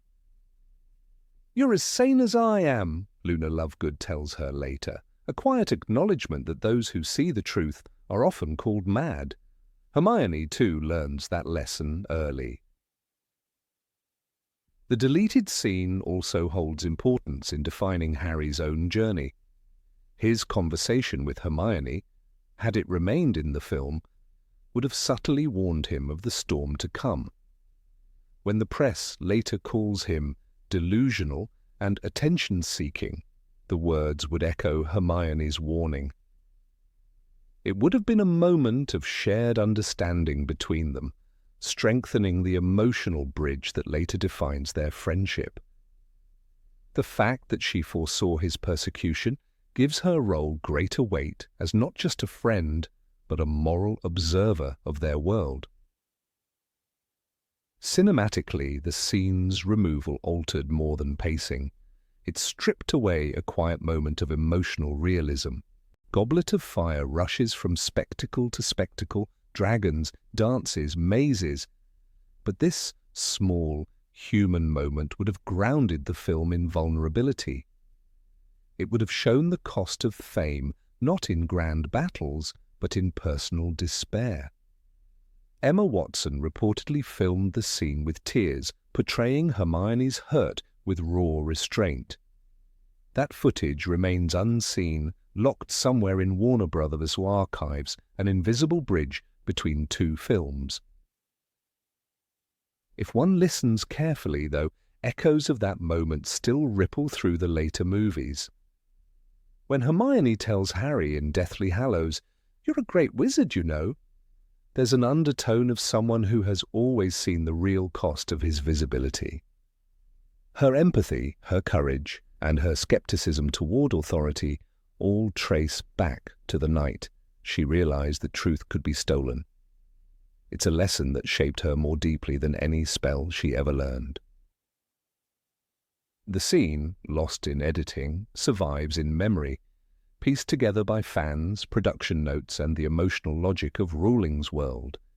It reveals that the magic of Harry Potter was never only in wands and enchantments, but in understanding how human hearts break, heal, and learn. That night in the library, Hermione Granger stopped being just the brightest witch of her age. She became the conscience of a story where truth itself was under siege. Number 20. Hagrid and Maxime. When Harry Potter and the Goblet of Fire was released in 2005, fans were swept away by the Triwizard Tournament, the darkness of Voldemort's return, and the growing maturity of the series. Yet buried beneath the grandeur of dragons, mermaids, and the Yule Ball, there once existed a tender, deeply human scene that never made it to the final cut. It involved Rubeus Hagrid and Madame Olympe Maxime, two characters whose enormous stature often overshadowed their emotional depth. In the original script and early cuts of the film, there was a quiet lakeside moment between them, a small conversation that revealed the raw pain of prejudice and the dignity of those who endure it. The scene was ultimately removed for pacing reasons, but its absence left a subtle void, one that deprived audiences of one of the most touching moments in the entire film. The context of the deleted scene connects directly to Rita Skeeter's cruel gossip column. In both the book and the film, Skeeter exploits Hagrid's half-giant heritage to humiliate him publicly. Her words are dripping with mockery, branding him as something monstrous rather than human. In The Goblet of Fire, J.K. Rowling captures this humiliation vividly. "Half-giant? Me? I didn't tell her that," Hagrid blurts, his voice filled with pain and disbelief. That revelation sends shockwaves through Hogwarts, turning whispers of fear into open ridicule. Students who once respected him now avoid his eyes, and even some of the teachers act differently. The deleted scene was meant to follow these events, providing an emotional bridge between the scandal and Hagrid's quiet resilience. In the scene, Hagrid approaches Madame Maxime by the lake after the second task. The light is soft, the water still, and the enormous castle looms behind them. He walks slowly, his heavy boots pressing into the damp ground, and tries to speak. The air is thick with the unspoken, the rumours, the shame, the broken trust. Maxime, tall and elegant, stands by the water, her expression controlled, almost regal. She knows what he's come to say and she cuts him off before he can find the words. Her response, as described in the early script drafts, was simple yet heartbreaking. "I'm not angry, Rubeus. I'm just tired of being something." People laugh at. Then she walks away, leaving Hagrid alone by the shimmering lake. He looks at the reflection in the water, half giant, half man, and the pain of that duality is written across his face. The power of this scene lies in its silence. Hagrid does not cry or shout. He simply stands there, shoulders hunched, eyes lost in the ripples. The camera reportedly lingered on him for several seconds, emphasizing the immense loneliness of being misunderstood. This wasn't about romance anymore, it was about identity. Both Hagrid and Maxime were defined by something they couldn't change, their blood, their size, their ancestry. And both had learned to survive in a world that whispered behind their backs. By removing the scene, the film lost a crucial emotional thread. The key: understanding that strength and kindness can exist even in those the world fears. In the book, Rowling carefully builds this theme through subtle moments. When Harry visits Hagrid's hut after the article's publication, Hagrid refuses to come out. He hides from the world, saying quietly, "I'm not ashamed, Harry, but people think I am." And that's what makes it worse. This simple line reveals the core of his suffering, not the insult itself, but the fear of how others perceive him. The deleted lakeside scene visually mirrored that sentiment. It allowed the audience to see what the book made them feel, that Hagrid's heart, large as his frame, was breaking not from anger, but from exhaustion. Exhaustion from being the butt of jokes, from being treated as less than human, from constantly needing to prove his worth. Madame Maxime's line, "I'm just tired of being something people laugh at," would have been her most human moment in the film. In the released version, her character remains somewhat distant, defined more by her beauty and elegance than her emotional vulnerability. Yet Rowling's text shows her complexity.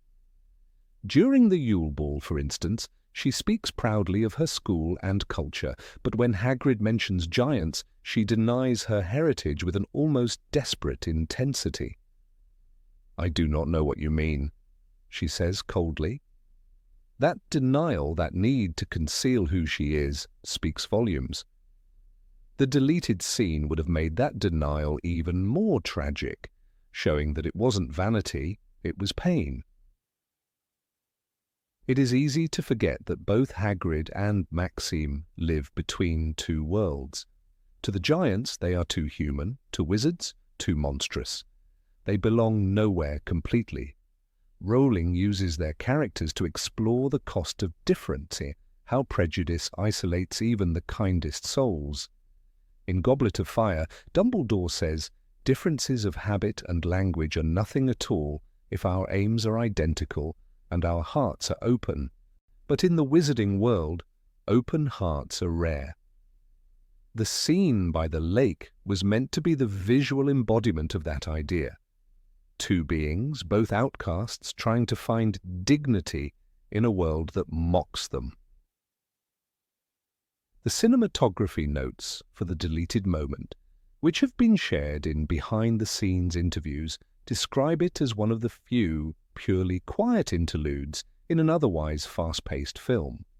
The director, Mike Newell, wanted to slow down the rhythm, to let the audience breathe between the tri-wizard chaos. But as the runtime climbed past 2.5 hours, scenes like this were the first to go. The choice was practical, not creative, yet the emotional cost was immense. Without it, the reconciliation between Hagrid and Maxime later in the film feels abrupt. We see them together at Dumbledore's funeral in Half-Blood Prince, but the emotional groundwork for their understanding was left on the cutting room floor. What makes the loss even more significant is how the moment mirrored the broader themes of the Goblet of Fire. The story at its heart is about the cruelty of public judgment, how the press, peers, and even friends can turn against someone because of fear or ignorance. Rita Skeeter is not just a journalist, she is a symbol of that corruption. She manipulates truth to feed the public's hunger for scandal. Hagrid's pain is therefore not only personal, it reflects the book's critique of sensationalism.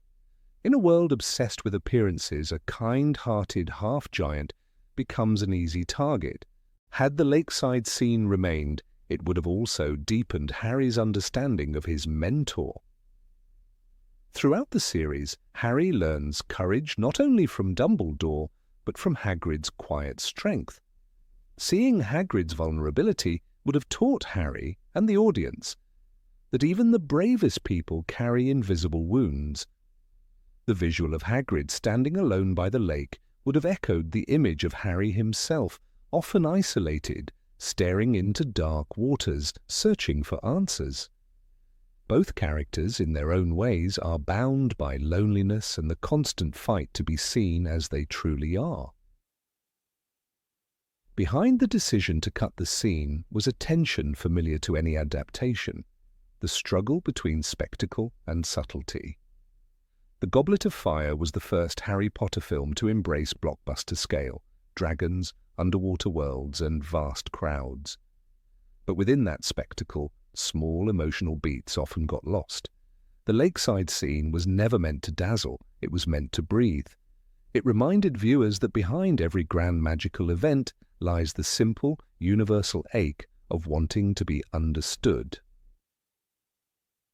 Some crew members have described the atmosphere on set during the filming of that moment. Robbie Coltrane, who played Hagrid, reportedly brought a quiet sadness to the performance. He didn't exaggerate his emotions, instead he let silence speak. Frances de la Tour, who portrayed Maxime, delivered her line with weary restraint. Together they created a rare moment of stillness. Two giants, framed against the fading light, dwarfed not by their size, but by their solitude. It was, by all accounts, one of Coltrane's most nuanced scenes. In retrospect, this missing moment feels almost prophetic. In later films, themes of intolerance and identity become central. The persecution of mudbloods, the division between purebloods and half-bloods, the political manipulation of truth. Hagrid's story was the first quiet warning of what was to come. The prejudice he endured on a personal level foreshadowed the larger conflicts that would engulf the wizarding world. The lakeside apology, therefore, was not just a romantic subplot. It was a symbol of humanity's oldest flaw, the fear of the different. Perhaps that is why the scene remains so haunting even in its absence. It exists in the margins of scripts, in fan recollections, in fragments of interviews. A ghost of a moment that could have given the film even more soul. When we think of Hagrid now, we remember his warmth, his laugh, his loyalty.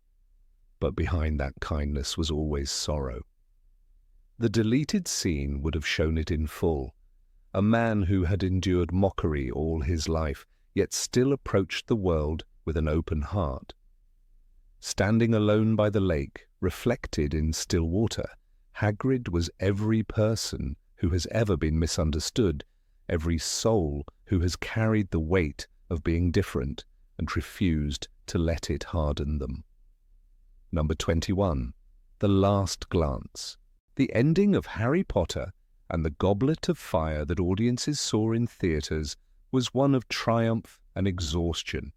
A standing ovation in the Great Hall, the Hogwarts banners swaying in the air, and the bitter-sweet feeling of another school year closing. But few fans know that there was once a different ending, a darker, quieter finale that lingered like a ghost after the storm. In early drafts and during the conceptual phase of the film, director Mike Newell and the production team toyed with a scene that would have ended not in applause, but in silence. An image that would have carried a haunting foreshadowing into the Order of the Phoenix. It was called The Last Look. After the emotional scene where Dumbledore comforts Harry following the death of Cedric Diggory, the camera was meant to follow Dumbledore as he walked back through the Great Hall. The room, once filled with the chaotic joy of the Triwizard Tournament, was now heavy with grief. The tables were empty, the candles dimmed. On the far wall, among the many portraits of past professors and magical figures, there was an unfinished frame. The portrait of Alistair Mad-Eye Moody. It had been placed there during the tournament, meant as a token of honour for his service to Hogwarts, but now it stood empty. That empty portrait was no simple decoration.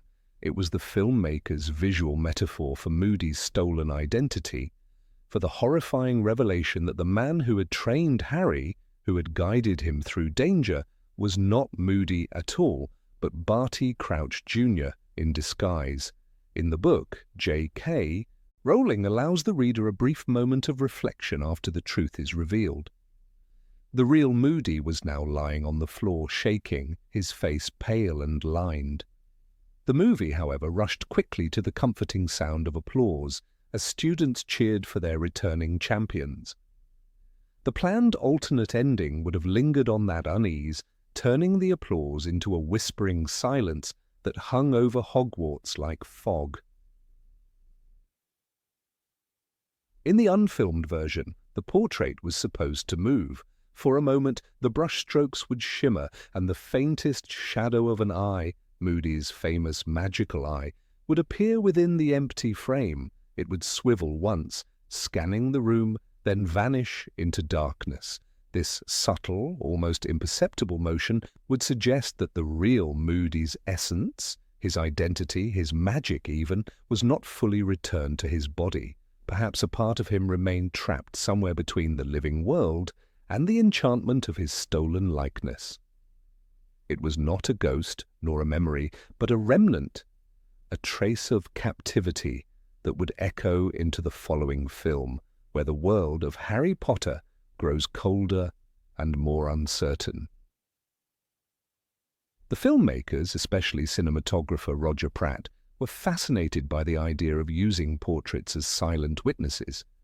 Throughout the Goblet of Fire, Hogwarts portraits had been shown as lively, chattering beings, like the Fat Lady or the monks who laughed in the corridors. But this ending would have broken that tradition. The stillness of the portrait was designed to unsettle the viewer. It would mark the first true intrusion of darkness into the safety of Hogwarts, a visual warning that the walls of the castle could no longer protect anyone, not even from the unseen. There was a symbolic weight to that final image.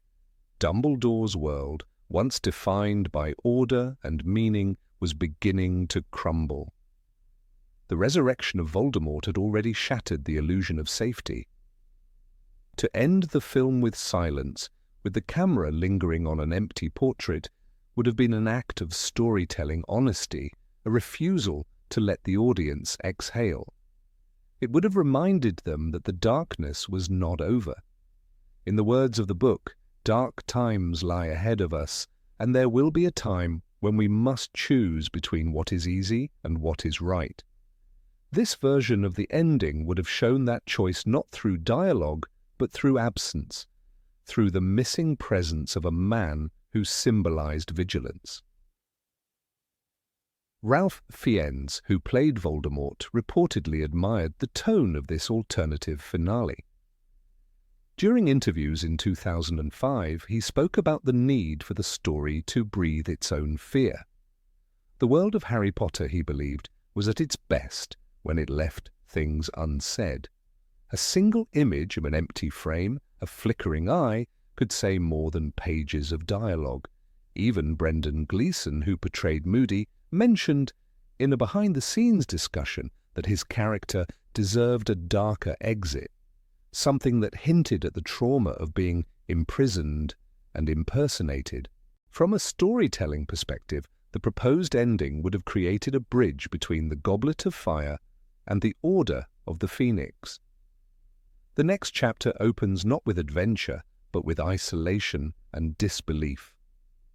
Harry feels alone, haunted by what he has seen.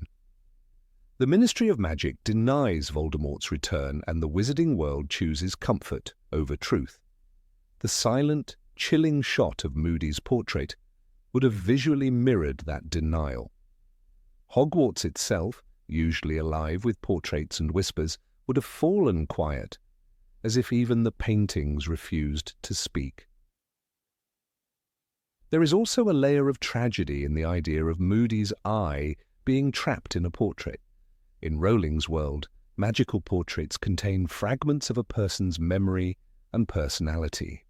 Dumbledore's own portrait later speaks, advises and remembers, but Moody's would have been wrong, incomplete. It would have been a portrait without a soul, a hollow echo of a man whose identity had been stolen.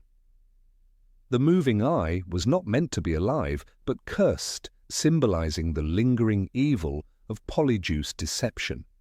It would have made the audience question, what happens to a person's image when their identity is violated by magic? Does the world remember the imposter or the real man?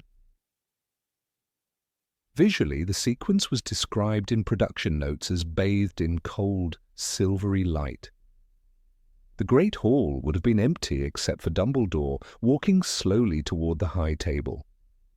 As he paused, his gaze would fall upon the portrait. The music, instead of swelling, would dissolve into a single note, an almost inaudible hum that fades as the camera approaches the frame. Then a flash of blue, the twitch of the eye, and darkness.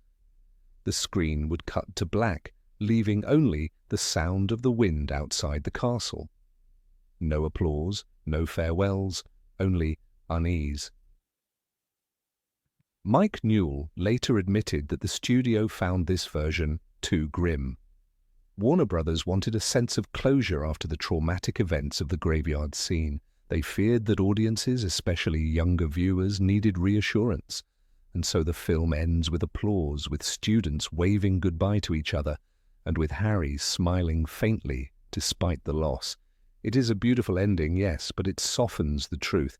The unfilmed version would have left the story bleeding. It would have dared to keep the wound open. Thematically, the decision to remove the last look shifted the emotional balance of the entire series. It made the Goblet of Fire feel like a tragic adventure rather than the beginning of a war. The book ends with Dumbledore announcing, "Remember Cedric Diggory." The silence that was meant to follow those words would have been a cinematic act of remembrance. Instead, the applause in the movie drowns out that call, giving comfort where the story intended pain. The haunting power of that silence, the kind that makes you feel the weight of what's coming, was lost. Even now, fans who learn about the cut scene often imagine how different the tone of the saga could have been. If that eerie final shot had remained, the transition into the Order of the Phoenix would have felt seamless. The dread would not need to be reintroduced. It would already be there, whispering through the corridors of Hogwarts, following Harry like a shadow. The portrait would have become a recurring symbol, a visual reminder of deception and loss. One can almost imagine in later films passing glances at the same frame now filled by the real Moody's likeness. Alive but haunted, as if he too senses what once lingered there.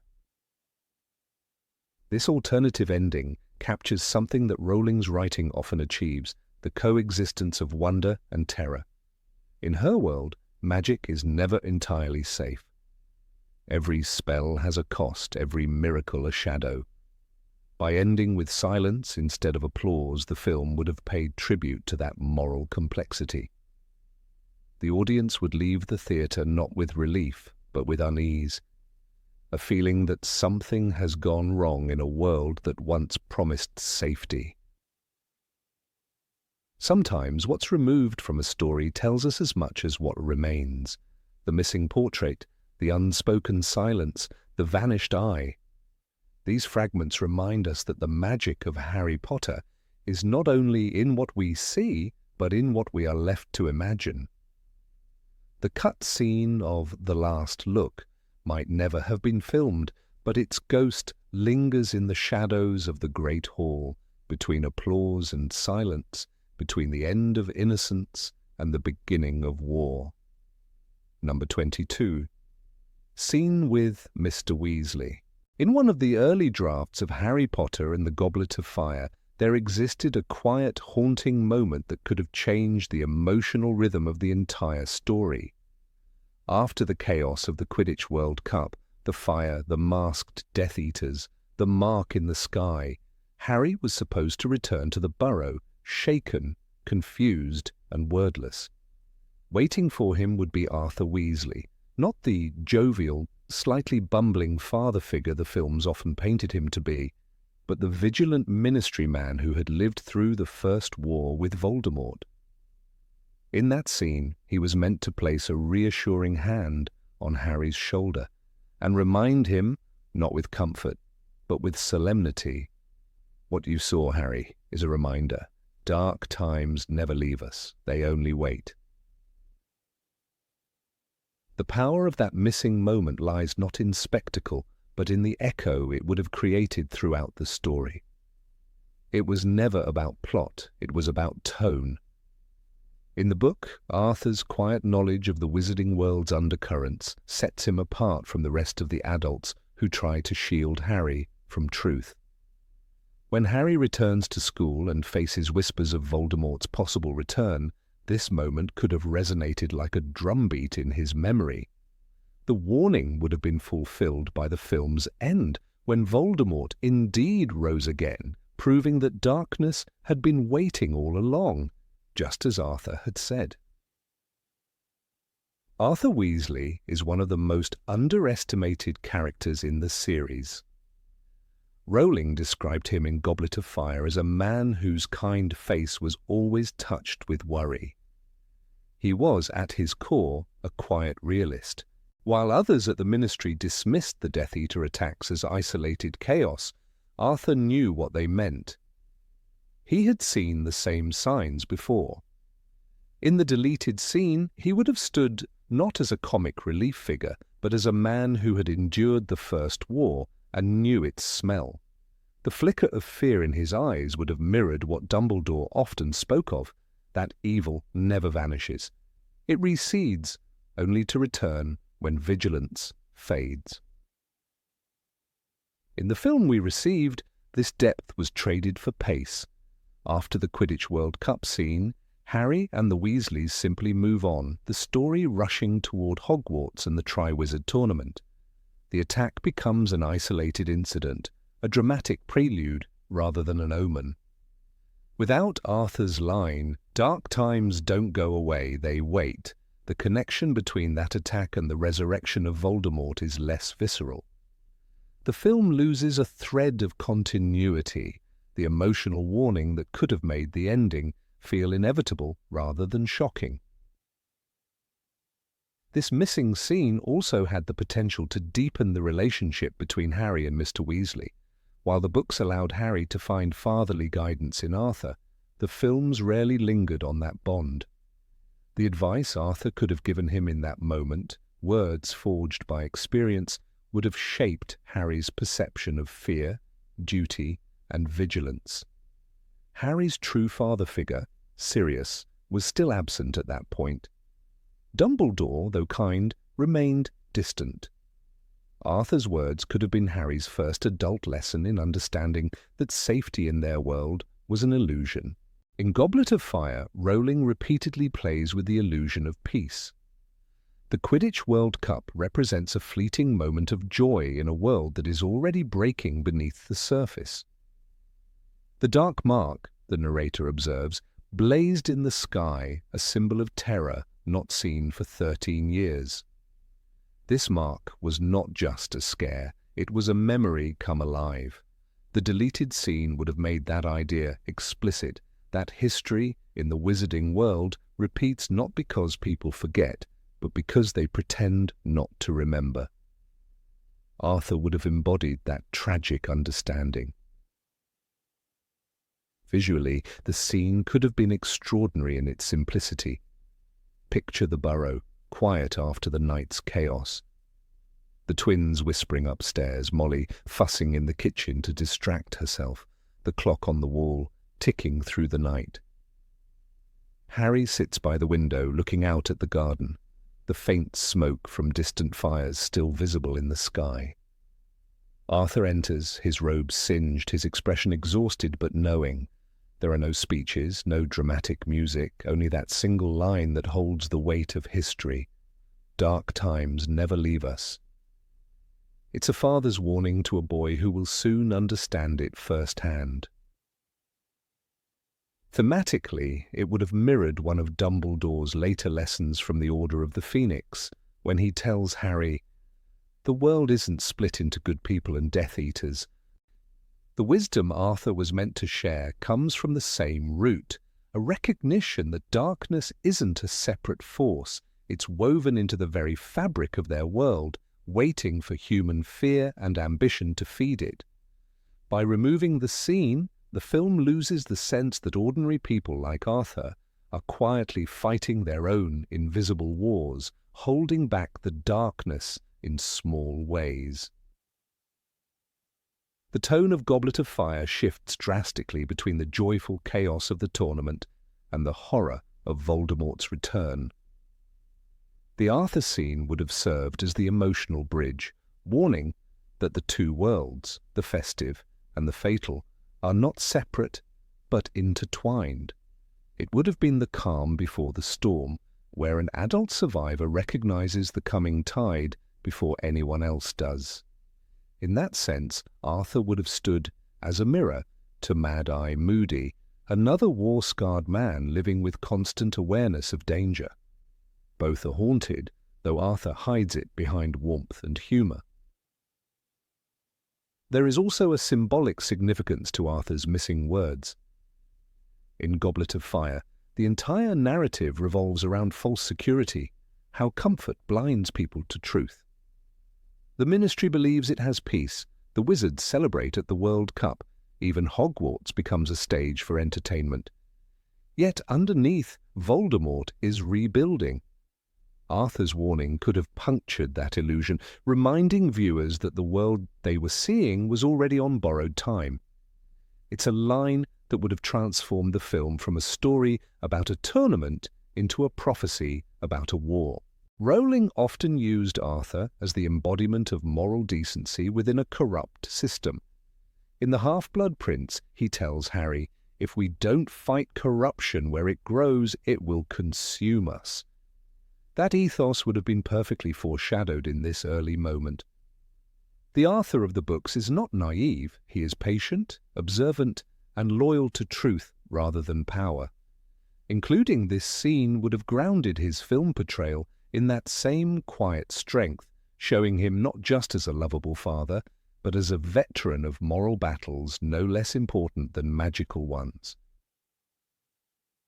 It's fascinating how one line can alter the emotional architecture of a story. "Dark times don't go away, they wait" would have echoed later, when Harry faces Voldemort in the graveyard. The boy who once trembled at the sight of the dark mark would finally stand before its creator. Viewers could have remembered Arthur's words and realized that this confrontation was not just destiny, it was the fulfillment of a warning whispered at the story's start. The deleted scene would have given the film a circular symmetry, connecting its first and last moments like a prophecy fulfilled. The filmmakers, perhaps in pursuit of pacing, cut what they saw as a small, reflective pause. But reflection is what Goblet of Fire needed most. It is the book where innocence dies, where laughter turns brittle. Without Arthur's reflection, the transition from the light-hearted Weasley banter to Cedric Diggory's death feels abrupt. The audience is thrown from joy to horror without preparation.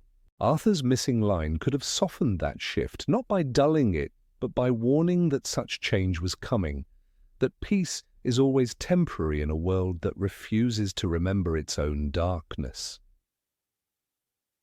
In literature and film alike, the smallest human moments often carry the greatest power. In Prisoner of Azkaban, Lupin's simple act of teaching Harry the Patronus spell became one of the most emotionally charged lessons in the series. It wasn't about the magic, it was about courage and memory. The Arthur scene could have played a similar role, a lesson in vigilance disguised as a quiet conversation.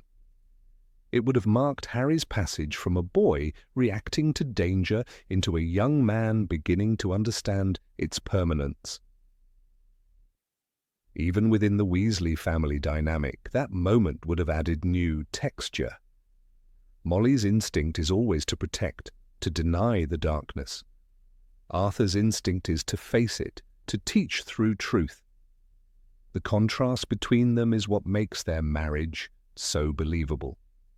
By showing Arthur's realism, the story would have balanced Molly's maternal fear with paternal wisdom. The Weasley home, often portrayed as warmth incarnate, would have gained a shadow, a reminder that love exists not in ignorance of fear, but in spite of it. Ultimately, this small scene would have captured one of Rowling's deepest themes, that evil is not an event, but a cycle returning again and again, as long as people believe they are safe from it. Arthur's warning, quiet and easily overlooked, might have been the emotional key to the entire saga, a bridge between wars, generations, and moral awakenings. In his calm voice, we would have heard the echo of Dumbledore's words from years later. "Do not pity the dead, Harry. Pity the living, and above all, those who live without love. For in Arthur's wisdom there was love, a love that spoke not in comfort, but in truth, and perhaps that is why its absence leaves such a silence." Number 23, Panic after Crouch's death. When Barty Crouch Sr. was found dead on the grounds of Hogwarts in the Goblet of Fire, the film version treated the moment almost like a quiet discovery, a strange but isolated event. Harry stumbles upon the lifeless body, and before the audience can even process the gravity of the moment, the plot rushes toward the next Triwizard task. Yet in the book, the death of Crouch sent ripples through the castle. It wasn't just a mysterious death, it was a moment that cracked the illusion of safety that Hogwarts had tried so hard to maintain. It revealed that something dark was moving beneath the surface, that even within the castle walls, chaos was beginning to take root. In Rowling's text, the scene following Crouch's death unfolds with a weight the film never captured. Harry, shaken and exhausted, recounts what he saw, while the professor's reactions expose the fear they can no longer conceal. Dumbledore's calm mask begins to falter. McGonagall's voice trembles not from anger, but from anxiety. Hagrid, fiercely protective as always, stands near the door, his enormous frame tense, as though ready to defend the school against an unseen enemy. The mood is suffocating. The students are restless, whispering in corridors, peering through windows for a glimpse of something forbidden. It is as if the very heart of Hogwarts is holding its breath. If the film had shown this panic, it would have painted Hogwarts as something more than a backdrop. It would have made it a living organism, responding to fear, tightening in defense. Imagine the great hall, dimly lit, the enchanted ceiling showing a stormy sky that mirrors the tension inside. Students huddle together, their faces pale. Snape moving swiftly through the room, his black robes cutting through the air like shadows. McGonagall's stern command, "Back to your dormitories now." ringing with the tone of someone not merely enforcing order, but trying to suppress her own dread. This is what Rowling built in her text, a crescendo of unease that signals the beginning of the end for Hogwarts' innocence. The book allows us to feel that panic. When Harry reports what happened to Dumbledore, we see the headmaster's sudden seriousness. He sends for Winky, the house elf, and questions her about her former master, but her sobs echo like an omen. "He's gone where he's wanted to go," she wails, and even Dumbledore's patience falters. These small moments, fragments of dialogue and emotion, show how deeply the discovery of Crouch's body disrupts the fragile peace of the tournament. It's not just a crime scene, it's a warning. Something terrible is unfolding and the adults know it, even if the students don't yet understand. In the book, Professor McGonagall's reaction becomes one of the key emotional anchors. She is the embodiment of control, precision, and composure. Yet after the discovery, her restraint cracks. She tries to maintain routine, ordering students back to their houses, instructing prefects to keep order, but her tone reveals the strain. "No need for panic," she insists, yet the very phrase betrays how close to panic she herself stands. The filmmakers erased this fragile human side of McGonagall by omitting the sequence. We lost the chance to see her not as an unshakable figure of authority, but as someone who, despite her strength, feels the same creeping fear as everyone else. The sense of mystery surrounding Crouch's death deepened the entire narrative in the book. Before this, Hogwarts was chaotic but still predictable, a place of competition, rivalry, and wonder. Afterward, it became haunted. Students begin speculating in hushed tones about dark wizards and curses. Even Fred and George, usually fearless, are described as unusually quiet during breakfast the next morning. Hermione reads the Daily Prophet obsessively, looking for clues. Ron tries to sound confident but fails. "It's just another mad thing in this tournament," he mutters, but the tremor in his voice gives him away. Hogwarts was no longer a school. It was a ticking clock, counting down to something dreadful. This scene, had it survived in the film, would have provided an essential tonal bridge. Without it, the leap from Crouch's death to the third task feels unnaturally smooth, as though nothing truly changed.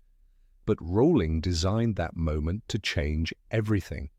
The atmosphere inside the castle had changed since the discovery of Mr. Crouch's body, she wrote. There was a sense of tension, of watching and waiting. These lines are quiet, but they carry an enormous weight. They tell us that the spell of security is broken, that Hogwarts, once a sanctuary, now feels vulnerable. Moody, who is, in truth, Barty Crouch Jr. in disguise, plays an especially sinister role in this aftermath. In the book, he insists that everything is under control, echoing words that McGonagall herself doubts. It's a chilling moment of irony. The man who caused the chaos pretends to contain it. When he strides through the corridors, barking orders, no one realizes they're obeying the very person responsible for the panic. The removal of this scene from the film erased one of the cleverest layers of tension in the story, the false sense of safety maintained by the villain himself. Hagrid's presence during this sequence also adds a human dimension. He's protective, emotional, and far less guarded than the professors around him. In the book, he argues that the school is no longer safe, that Dumbledore should cancel the rest of the tournament. "You can't be too careful now," he says, his face red with frustration. "Someone's been murdered on the grounds." That line underlines how far the story has strayed from the light-hearted tone of earlier years. But Hagrid's warnings go unheeded, buried beneath Dumbledore's calm reasoning and Moody's deceptive reassurances. The audience would have felt that dread more viscerally if the film had captured this moment of moral conflict between fear and duty, between chaos and control. Visually, the omitted scene could have been one of the most haunting in the film. Picture the students in the Great Hall, their chatter reduced to whispers. The enchanted ceiling reflects heavy clouds swirling like dark ink. The torches burn low, their flames flickering uncertainly. A group of Ravenclaws sits apart, nervously scanning their books for spells of protection. Filch prowls near the entrance, muttering about closing the gates. A camera following Harry through this scene would have shown how isolated he feels, no longer just a competitor, but a witness to something much larger and more terrifying. This atmosphere of fear and uncertainty is what the movie lost when it jumped too quickly into the next spectacle. The third task arrives without the emotional preparation that makes it meaningful. In the book, when Harry enters the maze, the audience understands the stakes not just intellectually but emotionally, the sense that darkness has already entered Hogwarts. Every whispering hedge and glowing mist carries the echo of Crouch's death. The maze isn't just a challenge, it's a metaphor for the confusion and dread that have overtaken the school. Without the missing scene, this symbolism fades, leaving only the surface action. The death of Crouch Sr. is one of Rowling's masterstrokes in pacing and mood. It's not just an event, it's a hinge. Before it, the story still belongs to the world of adolescence and competition. After it, it belongs to the world of conspiracy and war. When Crouch's body is found, the veil between those two worlds tears. Rowling doesn't rush through the aftermath. She lets the unease settle into the reader's bones. That patience is what allows the final chapters to carry such emotional power. By omitting the extended reaction, the film sacrificed the slow-burning fear that defines the novel's tone. Even Dumbledore's demeanor changes subtly after Crouch's death. In the book, he becomes quieter, more inward. He speaks in shorter sentences, his eyes distant. He begins to suspect that something terrible has been set in motion, but says nothing outright. When he tells Harry later, "Dark and difficult times lie ahead," it's not merely a prophecy, it's a confirmation of what began that night. The missing scene was the seed of that realization, showing Dumbledore as a man who already knows the truth but can't yet act upon it. The students' panic also provides a mirror to the larger world beyond Hogwarts. The Ministry of Magic reacts with denial and censorship, refusing to let fear spread. Accidents happen, Percy Weasley insists, parroting the official line. His words echo the complacency of a system that refuses to see the return of Voldemort until it's too late. The castle becomes a microcosm of the wizarding world, divided between those who sense the danger and those who dismiss it.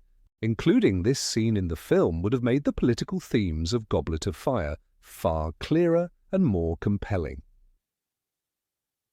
Finally, the omission robbed the story of its emotional rhythm. In Rowling's world, every great moment of revelation is followed by silence, a pause where the characters and readers alike can feel the consequences. The death of Crouch deserved that silence, that collective breath before the storm. Instead, the movie hurried toward the next spectacle, skipping the part where the walls of Hogwarts seemed to whisper warnings. The castle felt colder, Rowling wrote, as though its very stones were holding secrets. That sentence captures the spirit of what was lost. It's not about the corpse or the mystery alone, it's about the feeling that something sacred had been violated and everyone knew it, even if they could not say why. If that deleted or altered scene had remained, the audience would have witnessed Hogwarts at its most human, frightened, confused, but still clinging to the illusion of safety. It would have shown that the terror of Voldemort's return began long before the cemetery scene, in the quiet corridors of a castle that had finally realized it could no longer protect its children.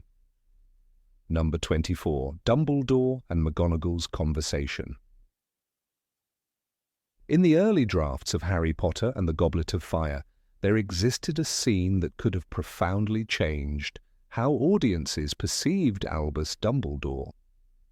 It was short, quiet, and philosophical, a rare moment of vulnerability between him and Professor McGonagall.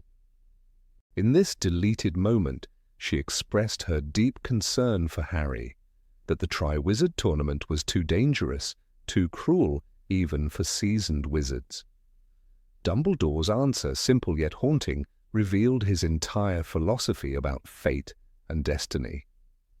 "That is exactly why Harry must face it," he said in the script. "His life will always be a test." The director, Mike Newell, reportedly found the scene too meditative, too slow for the tense rhythm of the film. But in losing it, the story lost a crucial layer of moral complexity that the book had preserved, the quiet burden of wisdom behind Dumbledore's choices. What makes this omission so striking is how it alters the tone of Dumbledore's character. In the film, he is more erratic, his emotions boiling over when he demands, "Did you put your name in the Goblet of Fire?" That line, shouted instead of whispered, has become infamous among fans for distorting the calm composure that defined Dumbledore in the novels. The deleted conversation would have balanced this portrayal, showing not rage, but resignation, a man who understands the cruelty of the world and allows a child to face it because he knows he cannot protect him forever. In J.K. Rowling's book, Dumbledore's wisdom often carries a tone of sorrow, not authority. "It is our choices, Harry, that show what we truly are, far more than our abilities," he once said in The Chamber of Secrets. That sentiment echoes perfectly in the missing scene. The audience would have seen a Dumbledore who no longer fights destiny but accepts it, no matter how painful it may be. McGonagall's presence in that moment would have added another emotional dimension. Throughout the series, she is the moral anchor of Hogwarts, stern but compassionate, deeply loyal to her students. Her confrontation with Dumbledore in this deleted exchange would have humanized both of them. She was not defying him, but pleading on behalf of a boy she had known since infancy, the child she once left on a doorstep in the Philosopher's Stone. Her concern reflected a maternal instinct, one that stood in contrast to Dumbledore's detached wisdom. This tension between love and necessity, emotion and strategy, is what makes the Harry Potter universe so profoundly human.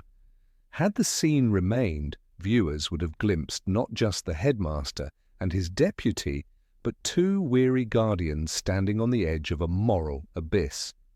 The decision to remove it also highlights how the films often sacrificed introspection for spectacle. The Triwizard Tournament, with its dragons, mermaids, and deadly maze, dominated the narrative visually. But beneath the adventure lay a philosophical current that the novels never ignored, the idea that pain is a teacher. Rowling never portrayed Dumbledore as cruel. She portrayed him as someone who knew that protecting Harry too much would destroy him. When he later admits in Order of the Phoenix, "I cared more for your happiness than your knowing the truth," it is the echo of that deleted moment. He had always wrestled with the balance between mercy and honesty, between shielding Harry and preparing him. The absence of that conversation with McGonagall leaves moviegoers with a Dumbledore who acts mysteriously rather than one who suffers silently. In context, this small scene could have reframed the entire tone of the Goblet of Fire. By the time Harry's name emerges from the goblet, the world of Hogwarts has already shifted. The innocence of the earlier films is gone, danger has seeped into the heart of the school. A weary Dumbledore acknowledging that this test is inevitable would have set the emotional tone for the tragedy that follows: Cedric Diggory's death. It would have made that loss feel like part of a grim lesson about the real world beyond magic, where good does not always triumph, and innocence is rarely spared. The missing conversation was in many ways a foreshadowing of that truth. Thematically, the exchange also would have deepened the portrayal of fate versus free will. Dumbledore has always been portrayed as a man walking a fine line between guidance and manipulation. His belief that Harry must endure every hardship mirrors his knowledge of prophecy, that Harry is the one with the power to vanquish the Dark Lord. The deleted scene would have made that connection explicit. It was not merely about a tournament, it was about destiny's cruelty. It would have shown how Dumbledore, perhaps more than anyone, understands that even love cannot rewrite what has already been written. This philosophical layer, subtle and melancholy, could have given the film the emotional gravity it often lacked. It is worth noting that Michael Gambon's Dumbledore was interpreted very differently from Richard Harris's. Harris portrayed him as ethereal and gentle, almost otherworldly, a wizard whose power was rooted in calmness. Gambon's version, beginning in The Prisoner of Azkaban, was earthier, more human, but also more volatile. This deleted scene would have allowed Gambon's Dumbledore to reveal vulnerability, the weariness of a man burdened by knowledge. Fans often criticized his portrayal for lacking warmth, but this moment could have changed that perception completely. Seeing him quietly admit that Harry's life will always be a trial would have reminded audiences that Dumbledore is not unfeeling, merely resigned to the terrible logic of destiny. From a storytelling perspective, removing such a scene disrupts emotional rhythm. Great narratives alternate between chaos and stillness, between noise and silence. This conversation would have been that breath, the still moment before the storm. In a film dense with action and spectacle, it would have grounded the audience emotionally. It is precisely in moments of quiet dialogue that truth emerges most clearly. Consider how, in The Half-Blood Prince, Dumbledore's calm conversation with Harry about Horcruxes carries more weight than any battle. The deleted exchange with McGonagall had the potential to achieve something similar, revealing philosophy through conversation rather than action. There is also a visual dimension that was lost. The scene reportedly took place late at night in Dumbledore's office, the candlelight flickering over his lined face as he gazed out toward the darkened castle grounds. Such imagery could have symbolized the transition from light to shadow, both literally and morally. Dumbledore, illuminated yet surrounded by darkness, would have embodied the series' growing maturity. The Triwizard Tournament was not just a challenge of skill, but a ritual of passage from childhood into the brutal reality of adulthood. McGonagall's plea would have represented the instinct to preserve innocence, while Dumbledore's response symbolized the inevitability of loss. Few scenes could have expressed that transformation more poetically. Fans often argue that this deleted moment would have helped reconcile one of the franchise's biggest tonal shifts, the leap from The Prisoner of Azkaban to The Goblet of Fire. The third film ends with optimism, Harry soaring into the sky. The fourth begins with death, deceit, and distrust. Dumbledore's calm acknowledgement that suffering is unavoidable could have acted as the emotional bridge between those worlds. It would have prepared audiences for the darkness that defines the rest of the series. When the light of the Yule Ball fades and the shadows of the maze close in, the viewer would have understood that Dumbledore foresaw it all, and allowed it not out of indifference, but necessity. The novels are filled with such philosophical undertones that the films often brushed aside. Dumbledore's wisdom is rarely about spells or strategy. it is about endurance. To the well-organized mind, death is but the next great adventure, he tells Harry in The Philosopher's Stone. The deleted conversation follows the same logic. It is not about the tournament at all. It is about mortality, courage, and the acceptance of suffering. Dumbledore knows that he cannot protect Harry from pain. He can only guide him toward the strength to bear it. Without that scene, the film reduces his actions to mere oversight rather than deliberate mentorship.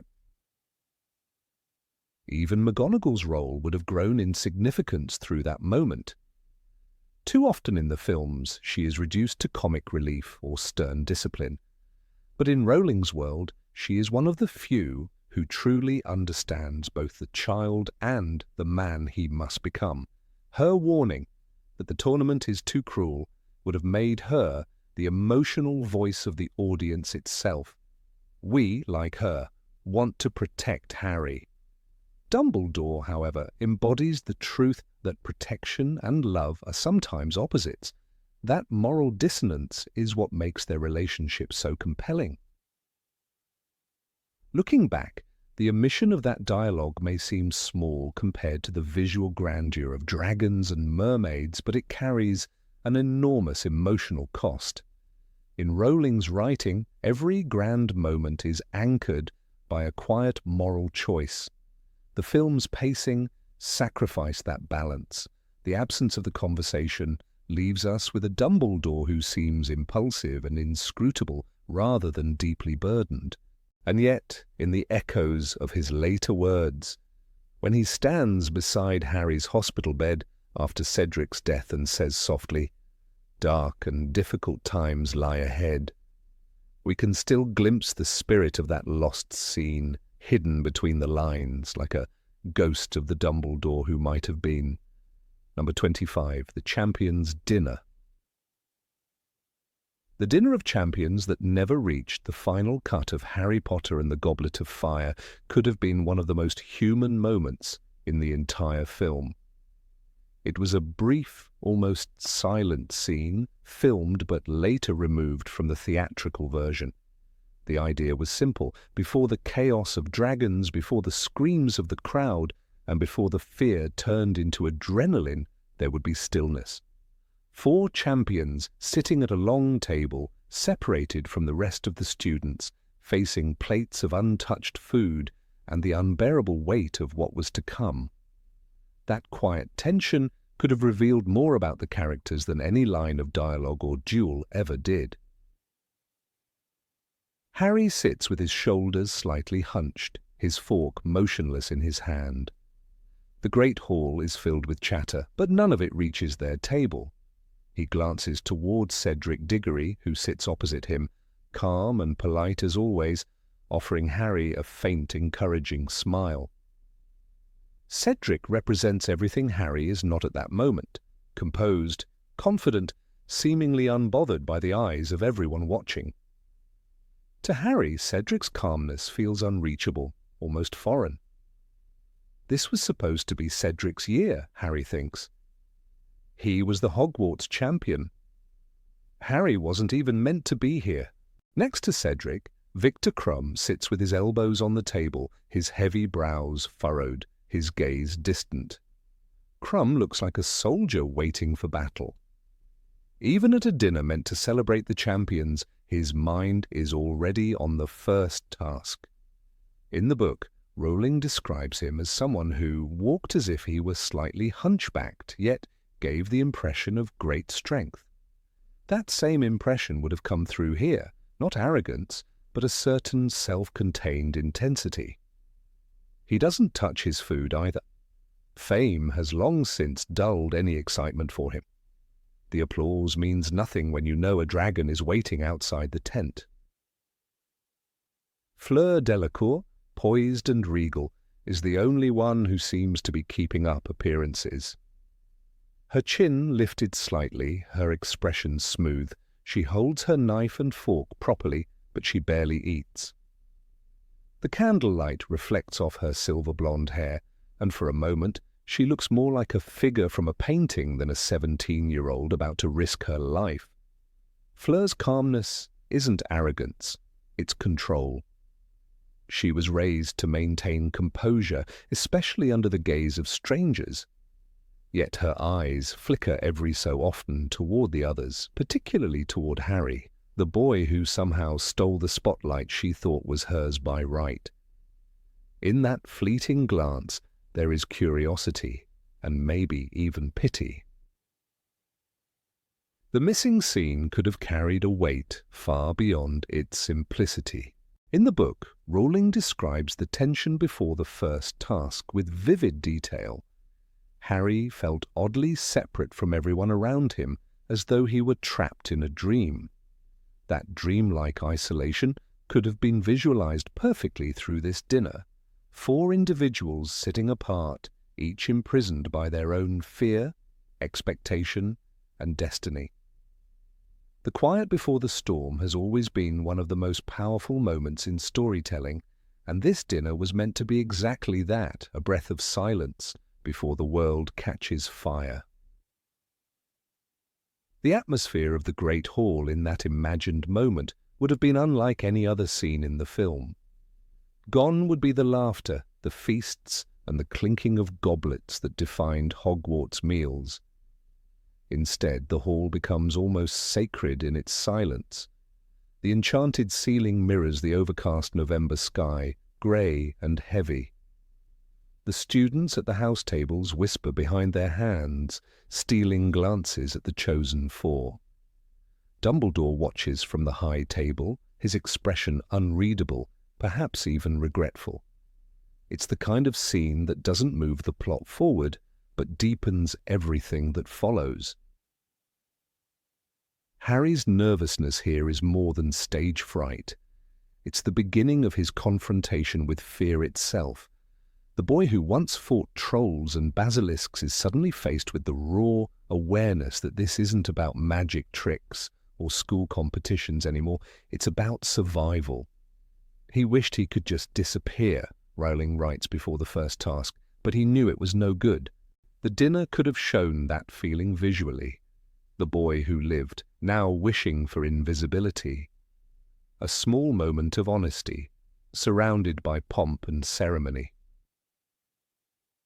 Cedric's behavior, on the other hand, would have revealed why he became one of the most beloved minor characters in the entire series. He doesn't brag, doesn't look down on Harry, and doesn't act threatened.